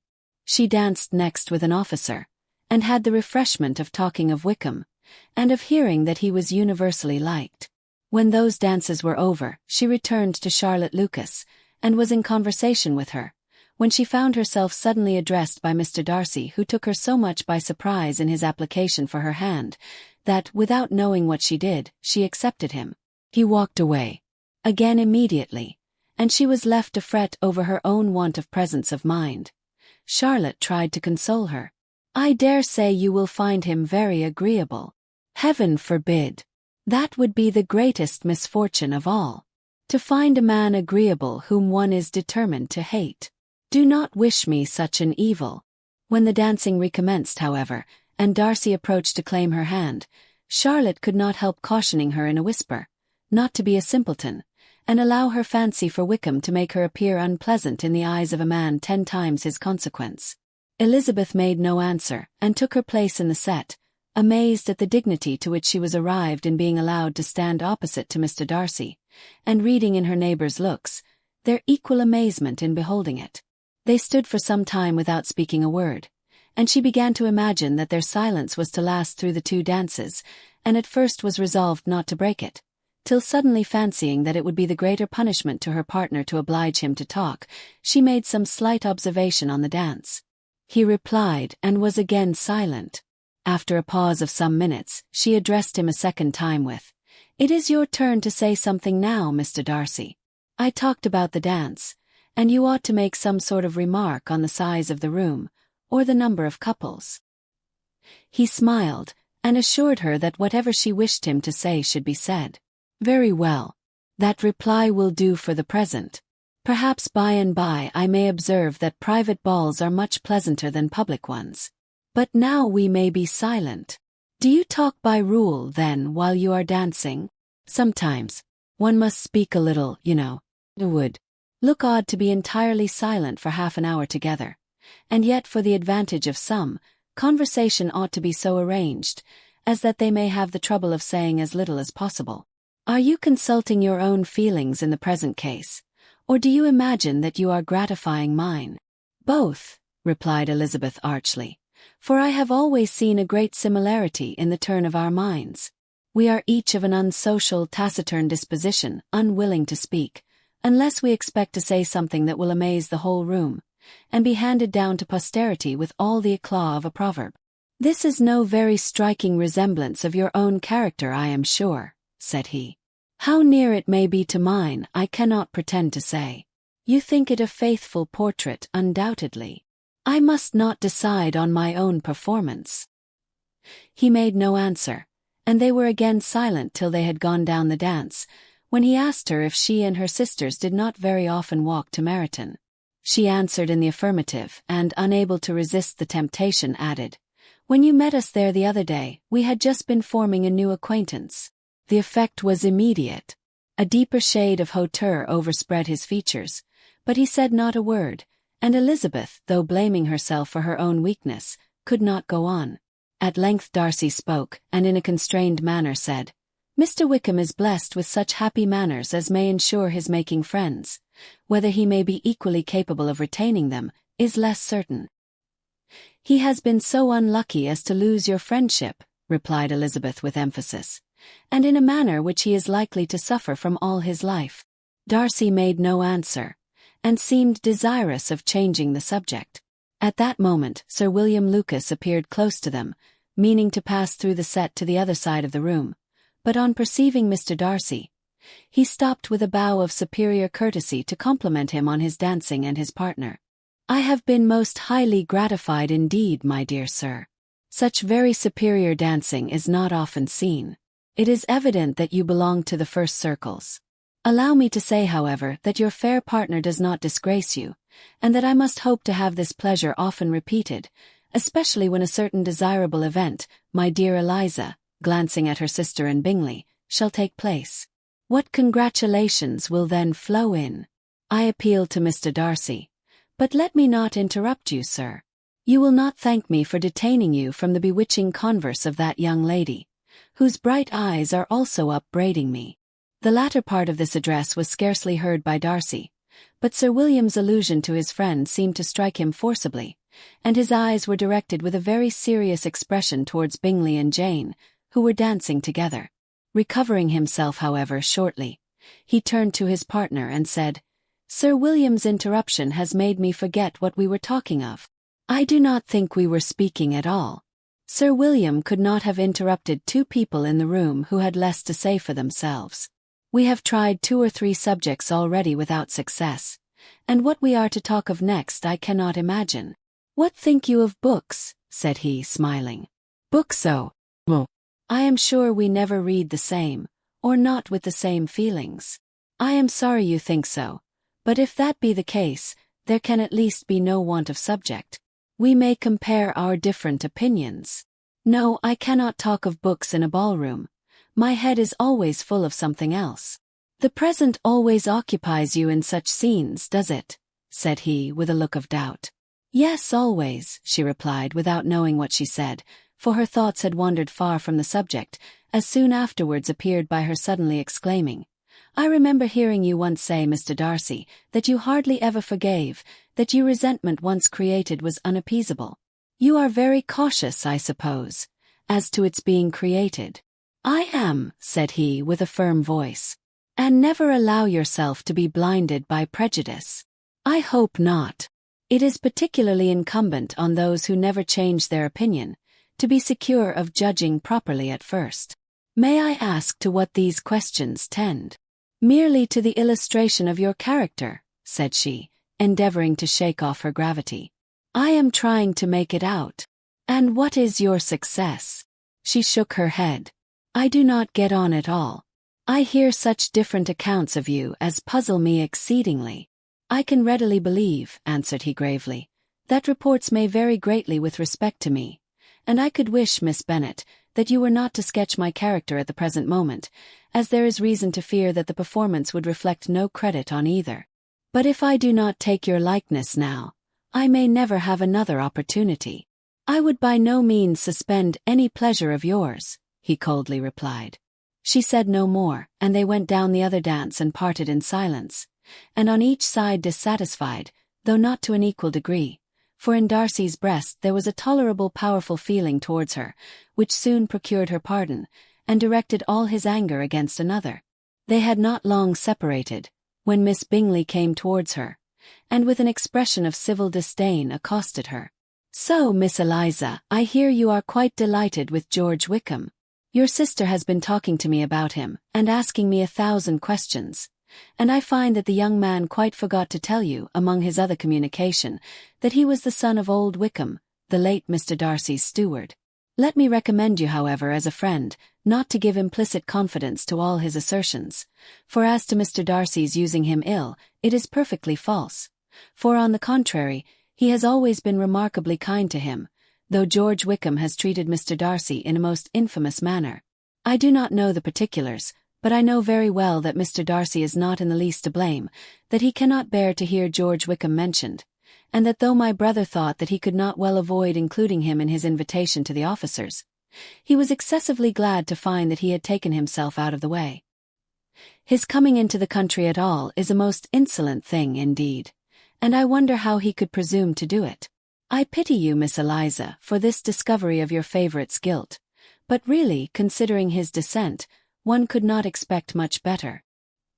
His guilt and his descent appear by your account to be the same, said Elizabeth angrily, for I have heard you accuse him of nothing worse than of being the son of Mr. Darcy's steward, and of that I can assure you, he informed me himself.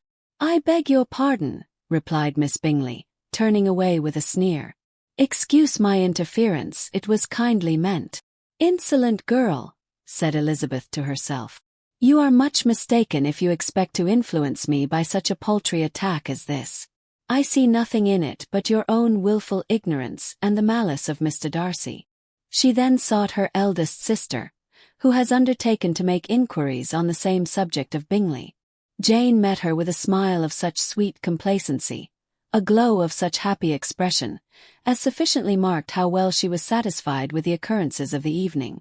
Elizabeth instantly read her feelings, and at that moment solicitude for Wickham, resentment against his enemies, and everything else, gave way before the hope of Jane's being in the fairest way for happiness.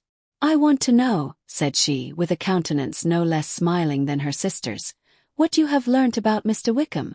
But perhaps you have been too pleasantly engaged to think of any third person, in which case you may be sure of my pardon. No, replied Jane, I have not forgotten him, but I have nothing satisfactory to tell you. Mr. Bingley does not know the whole of his history, and is quite ignorant of the circumstances which have principally offended Mr. Darcy. But he will vouch for the good conduct, the probity and honour of his friend, and is perfectly convinced that Mr. Wickham has deserved much less attention from Mr. Darcy than he has received. And I am sorry to say by his account as well as his sister's, Mr. Wickham is by no means a respectable young man. I am afraid he has been very imprudent, and has deserved to lose Mr. Darcy's regard. Mr. Bingley does not know Mr. Wickham himself. No. He never saw him till the other morning at Meryton. This account, then, is what he has received from Mr. Darcy. I am satisfied. But what does he say of the living? He does not exactly recollect the circumstances, though he has heard them from Mr. Darcy more than once, but he believes that it was left to him conditionally only. I have not a doubt of Mr. Bingley's sincerity, said Elizabeth warmly, but you must excuse my not being convinced by assurances only. Mr. Bingley's defence of his friend was a very able one, I dare say, but since he is unacquainted with several parts of the story, and has learnt the rest from that friend himself, I shall venture to still think of both gentlemen as I did before. She then changed the discourse to one more gratifying to each, and on which there could be no difference of sentiment. Elizabeth listened with delight to the happy, though modest hopes which Jane entertained of Mr. Bingley's regard, and said all in her power to heighten her confidence in it. On their being joined by Mr. Bingley himself, Elizabeth withdrew to Miss Lucas, to whose inquiry after the pleasantness of her last partner she had scarcely replied, before Mr. Collins came up to them, and told her with great exultation that he had just been so fortunate as to make a most important discovery. I have found out, said he, by a singular accident, that there is now in the room a near relation of my patroness. I happened to overhear the gentleman himself mentioning to the young lady who does the honours of the house the names of his cousin Miss de Bourgh, and of her mother Lady Catherine. How wonderfully these sort of things occur! Who would have thought of my meeting with, perhaps, a nephew of Lady Catherine de Bourgh in this assembly? I am most thankful that the discovery is made in time for me to pay my respects to him, which I am now going to do, and trust he will excuse my not having done it before. My total ignorance of the connection must plead my apology. You are not going to introduce yourself to Mr. Darcy. Indeed I am. I shall entreat his pardon for not having done it earlier. I believe him to be Lady Catherine's nephew. It will be in my power to assure him that her ladyship was quite well yesterday se'night. Elizabeth tried hard to dissuade him from such a scheme, assuring him that Mr. Darcy would consider his addressing him without introduction as an impertinent freedom, rather than a compliment to his aunt, that it was not in the least necessary there should be any notice on either side, and that if it were, it must belong to Mr. Darcy, the superior in consequence, to begin the acquaintance. Mr. Collins listened to her with the determined air of following his own inclination, and when she ceased speaking, replied thus: "My dear Miss Elizabeth, I have the highest opinion in the world in your excellent judgment in all matters within the scope of your understanding, but permit me to say, that there must be a wide difference between the established forms of ceremony amongst the laity, and those which regulate the clergy.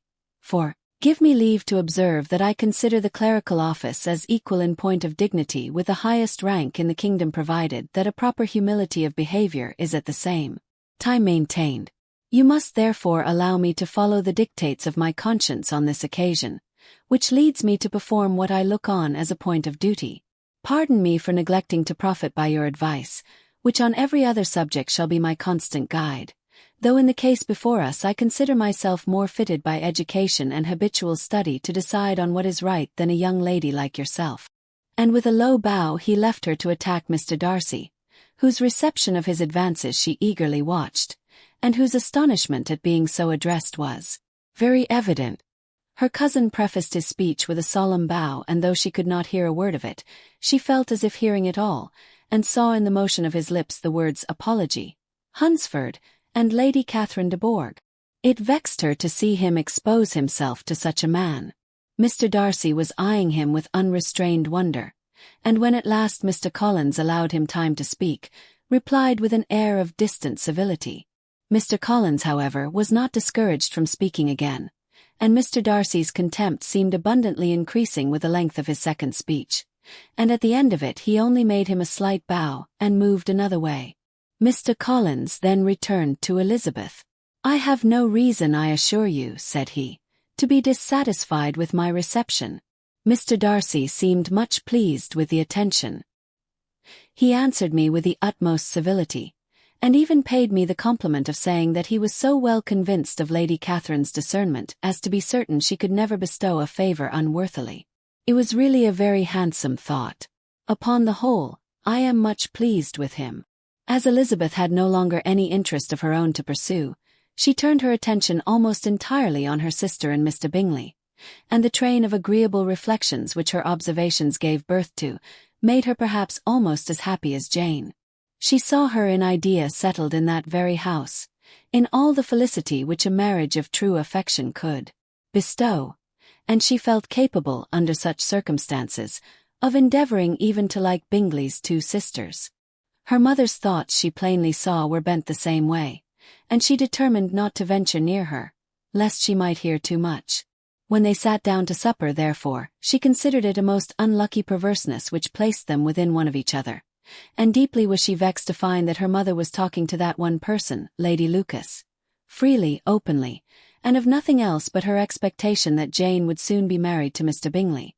It was an animating subject, and Mrs. Bennet seemed incapable of fatigue while enumerating the advantages of the match.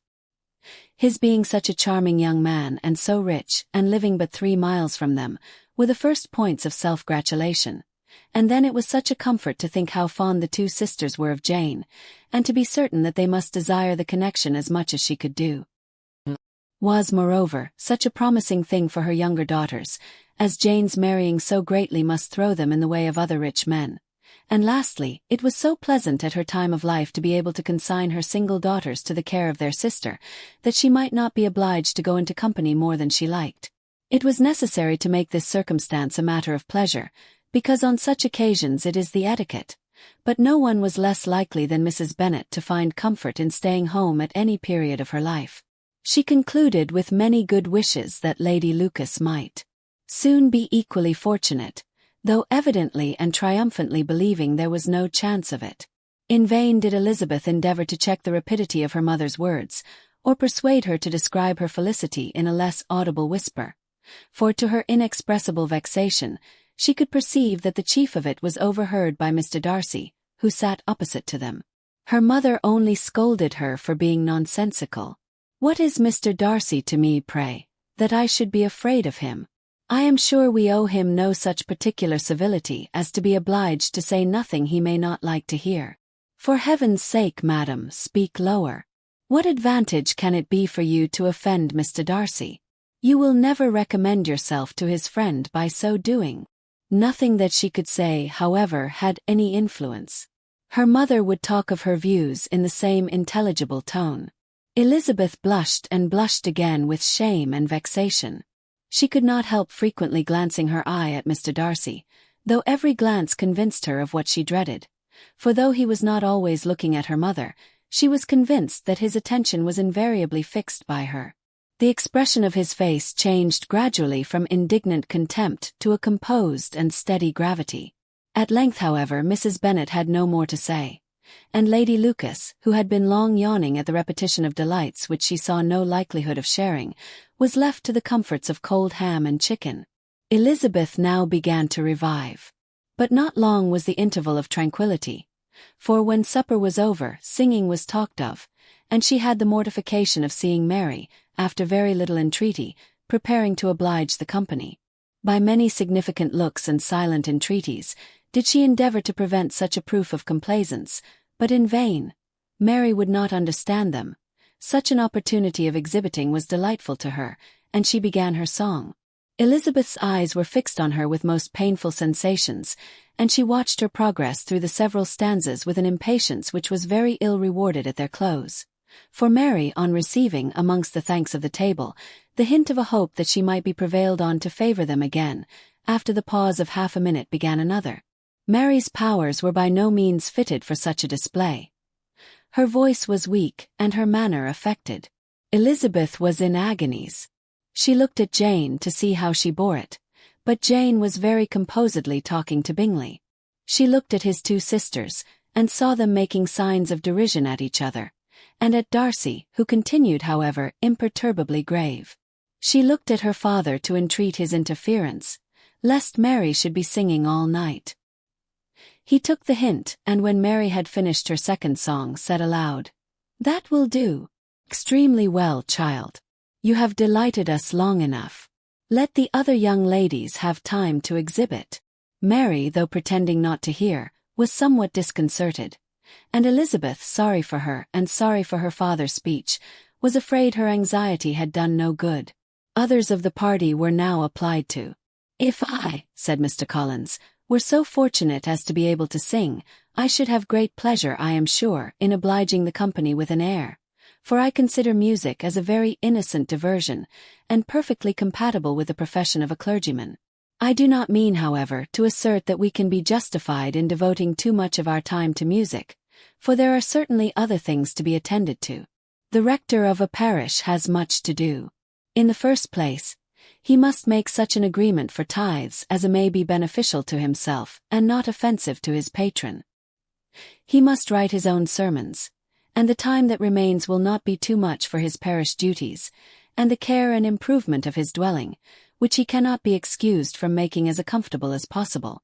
And I do not think it of light importance that he should have attentive and conciliatory manner towards everybody, especially towards those to whom he owes his preferment. I cannot acquit him of that duty, nor could I think well of the man who should omit an occasion of testifying his respect towards anybody connected with the family." And with a bow to Mr. Darcy, he concluded his speech, which had been spoken so loud as to be heard by half the room. Many stared, many smiled, but no one looked more amused than Mr. Bennet himself, while his wife seriously commended Mr. Collins for having spoken so sensibly, and observed in a half-whisper to Lady Lucas, that he was a remarkably clever, good kind of young man. To Elizabeth it appeared that, had her family made an agreement to expose themselves as much as they could during the evening, it would have been impossible for them to play their parts with more spirit or finer success. And happy did she think it for Bingley and her sister that some of the exhibition had escaped his notice, and that his feelings were not of a sort to be much distressed by the folly which he must have witnessed. That his two sisters and Mr. Darcy, however, should have such an opportunity of ridiculing her relations, was bad enough, and she could not determine whether the silent contempt of the gentlemen, or the insolent smiles of the ladies, were more intolerable. The rest of the evening brought her little amusement. She was teased by Mr. Collins, who continued most perseveringly by her side, and though he could not prevail on her to dance with him again, put it out of her power to dance with others. In vain did she entreat him to stand up with somebody else, and offer to introduce him to any young lady in the room. He assured her that as to dancing, he was perfectly indifferent to it, that his chief object was by delicate attentions to recommend himself to her, and that he should therefore make a point of remaining close to her the whole evening. There was no arguing upon such a project. She owed her greatest relief to her friend Miss Lucas, who often joined them, and good-naturedly engaged Mr. Collins's conversation to herself. She was at least free from the offence of Mr. Darcy's further notice, though often standing within a very short distance of her, quite disengaged. He never came near enough to speak. She felt it to be the probable consequence of her allusions to Mr. Wickham, and rejoiced in it. The Longbourn party were the last of all the company to depart, and by a manoeuvre of Mrs. Bennet, had to wait for their carriage a quarter of an hour after everybody else was gone, which gave them time to see how heartily they were wished away by some of the family. Mrs. Hurst and her sister scarcely opened their mouths, except to complain of fatigue, and were evidently impatient to have the house to themselves.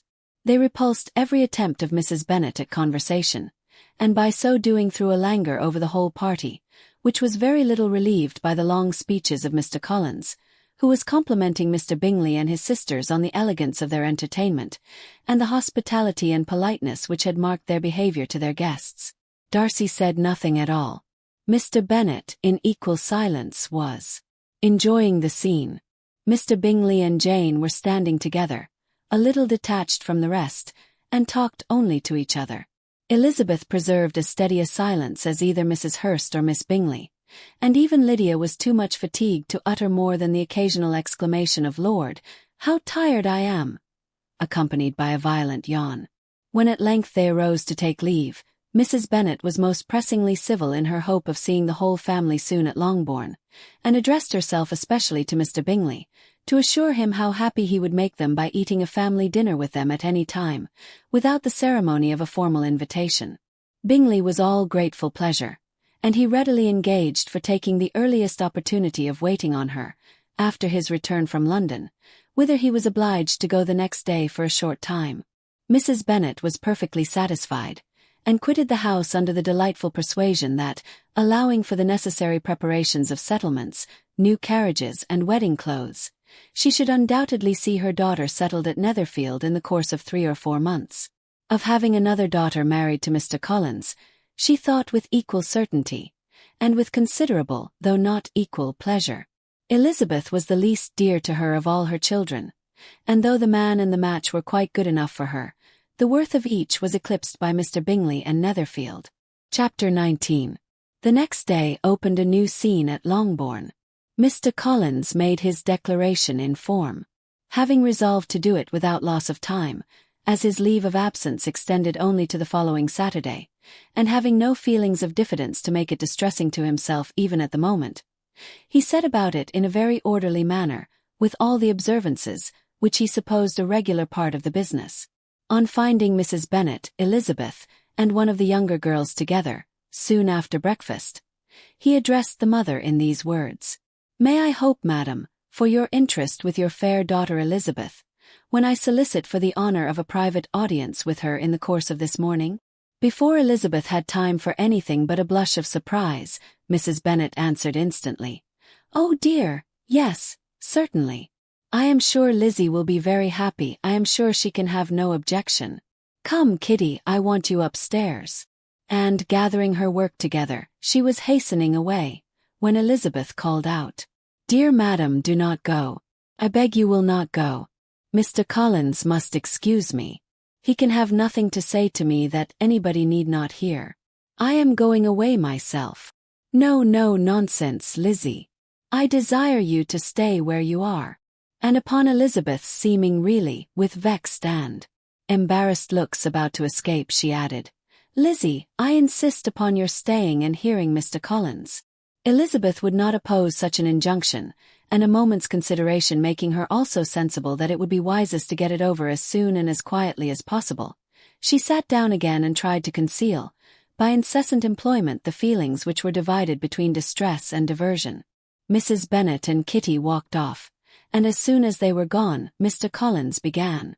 "Believe me, my dear Miss Elizabeth, that your modesty, so far from doing you any disservice, rather adds to your other perfections. You would have been less amiable in my eyes had there not been this little unwillingness. But allow me to assure you that I have your respected mother's permission for this address.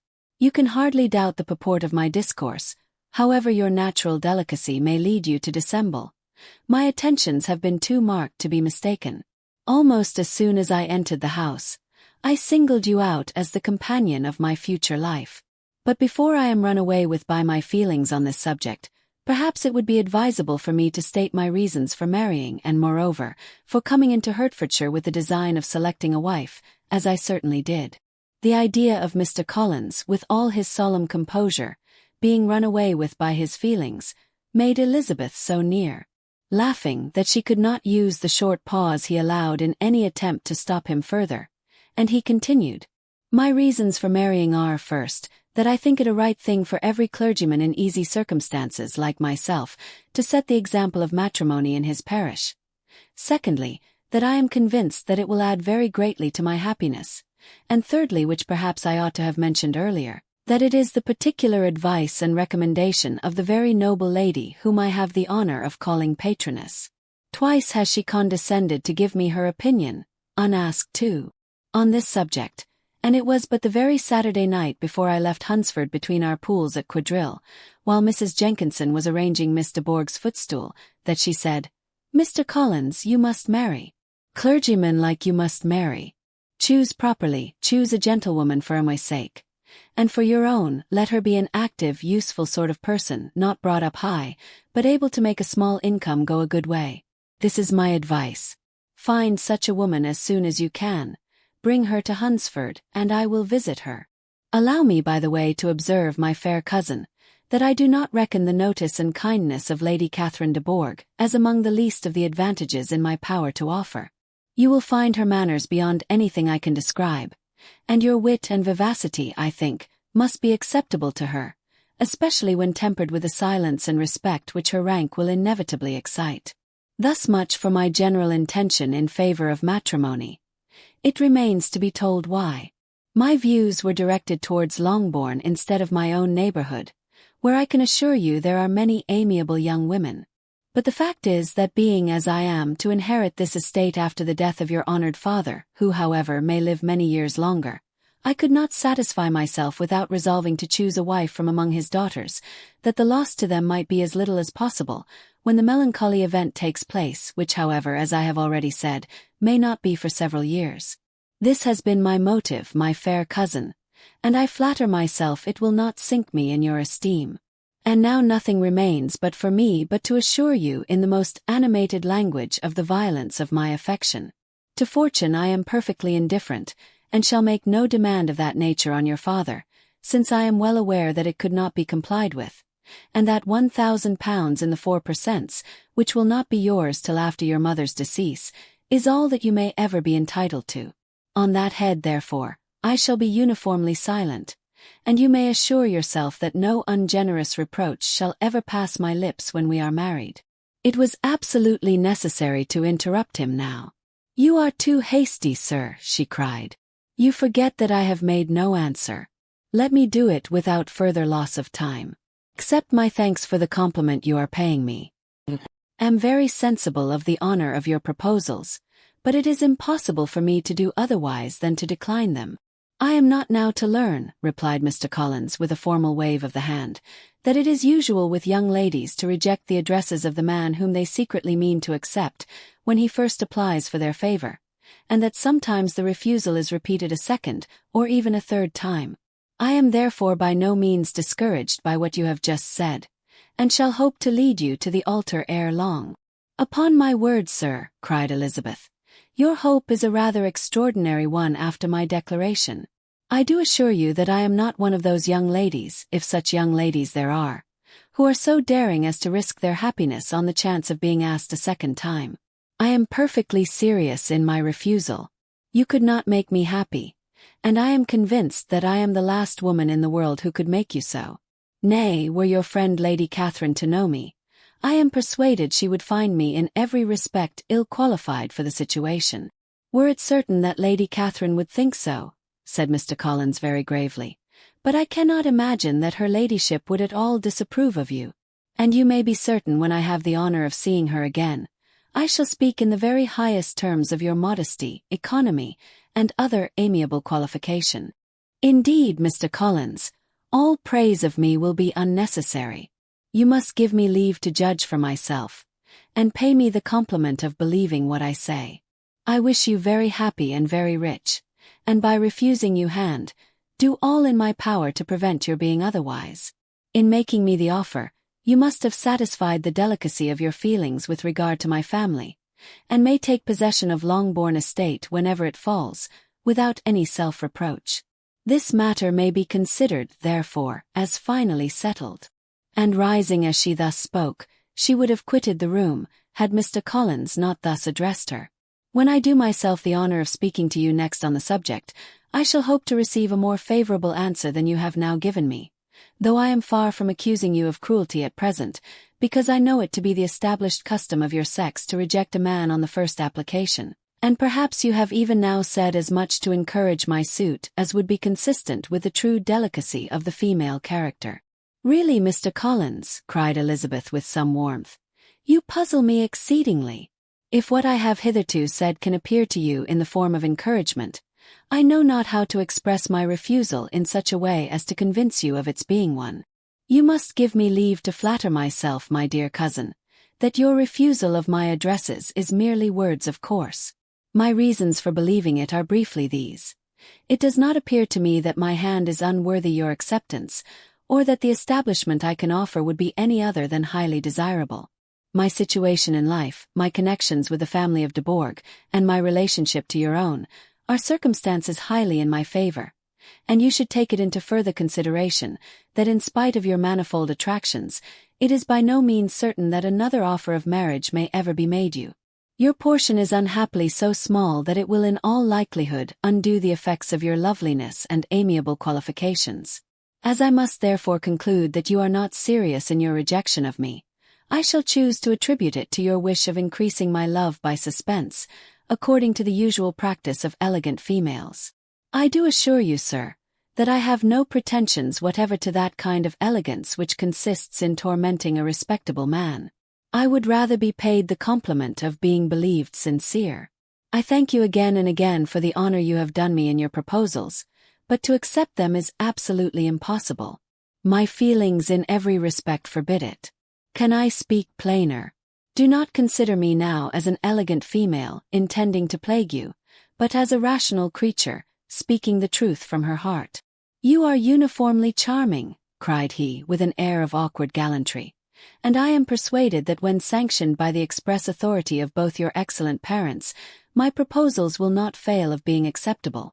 To such perseverance in wilful self-deception Elizabeth would make no reply, and immediately and in silence withdrew, determined, if he persisted in considering her repeated refusals as flattering encouragement, to apply to her father, whose negative might be uttered in such a manner as to be decisive, and whose behavior at least could not be mistaken for the affectation and coquetry of an elegant female. Chapter 20. Mr. Collins was not left long to the silent contemplation of his successful love, for Mrs. Bennet, having dawdled about in the vestibule to watch for the end of the conference, no sooner saw Elizabeth open the door and with quick step pass her towards the staircase, than she entered the breakfast-room, and congratulated both him and herself in warm terms on the happy prospect or their nearer connection. Mr. Collins received and returned these felicitations with equal pleasure, and then proceeded to relate the particulars of their interview, with the result of which he trusted he had every reason to be satisfied, since the refusal which his cousin had steadfastly given him would naturally flow from her bashful modesty and the genuine delicacy of her character. This information, however, startled Mrs. Bennet. She would have been glad to be equally satisfied that her daughter had meant to encourage him by protesting against his proposals, but she dared not believe it, and could not help saying so. "But depend upon it, Mr. Collins," she added, "that Lizzie shall be brought to reason. I will speak to her about it directly. She is a very headstrong, foolish girl, and does not know her own interest, but I will make her know it."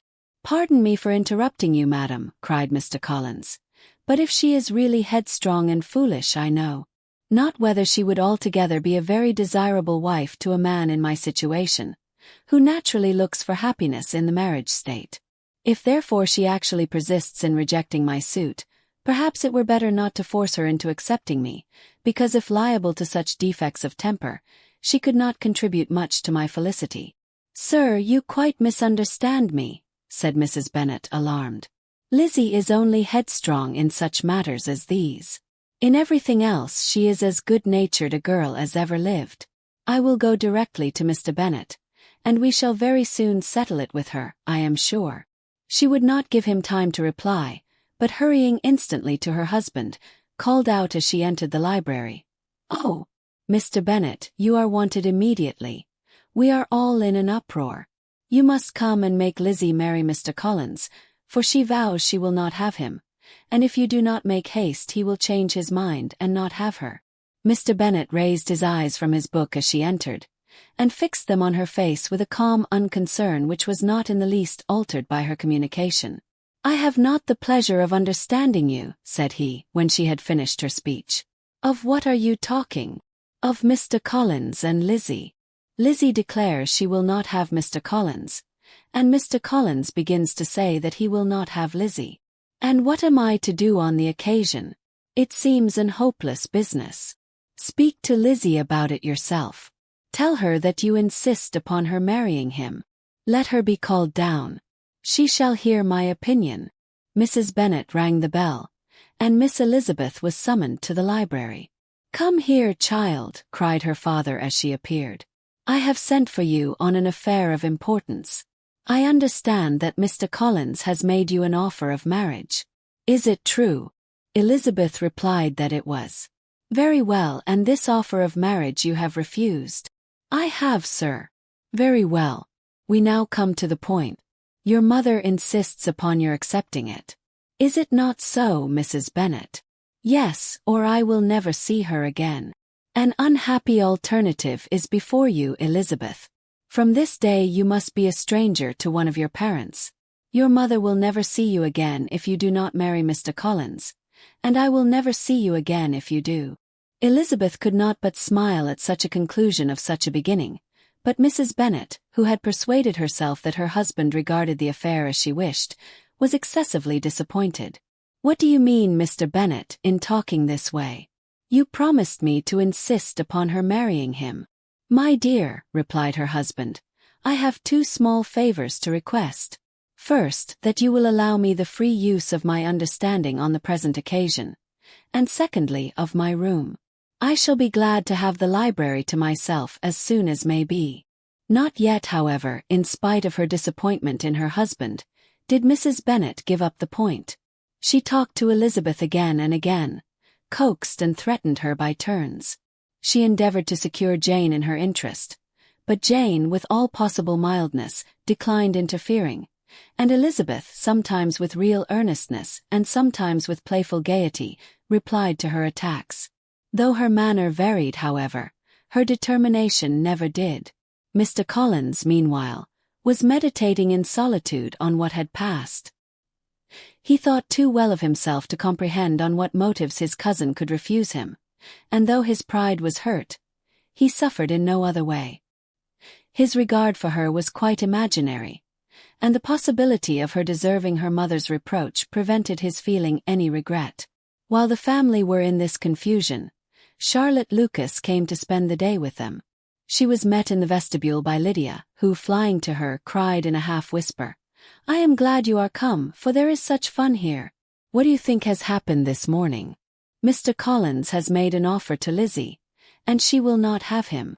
Charlotte hardly had time to answer before they were joined by Kitty, who came to tell the same news, and no sooner had they entered the breakfast-room, where Mrs. Bennet was alone, than she likewise began on the subject, calling on Miss Lucas for her compassion, and entreating her to persuade her friend Lizzie to comply with the wishes of all her family.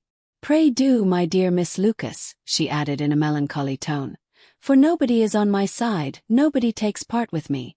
I am cruelly used, nobody feels for my poor nerves."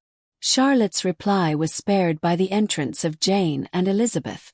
"Aye, there she comes," continued Mrs. Bennet, "looking as unconcerned as may be, and caring no more for us than if we were at York, provided she can have her own way. But I tell you, Miss Lizzie, if you take it into your head to go on refusing every offer of marriage in this way, you will never get a husband at all, and I am sure I do not know who is to maintain you when your father is dead. I shall not be able to keep you, and so I warn you. I have done with you from this very day. I told you in the library, you know, that I should never speak to you again, and you will find me as good as my word.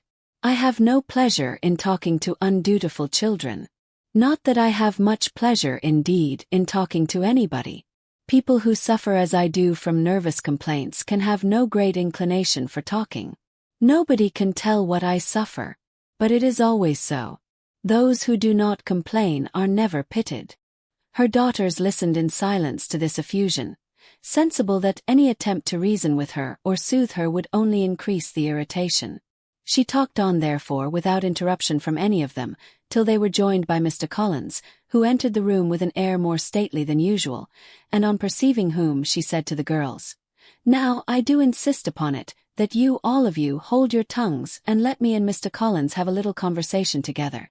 Elizabeth passed quietly out of the room.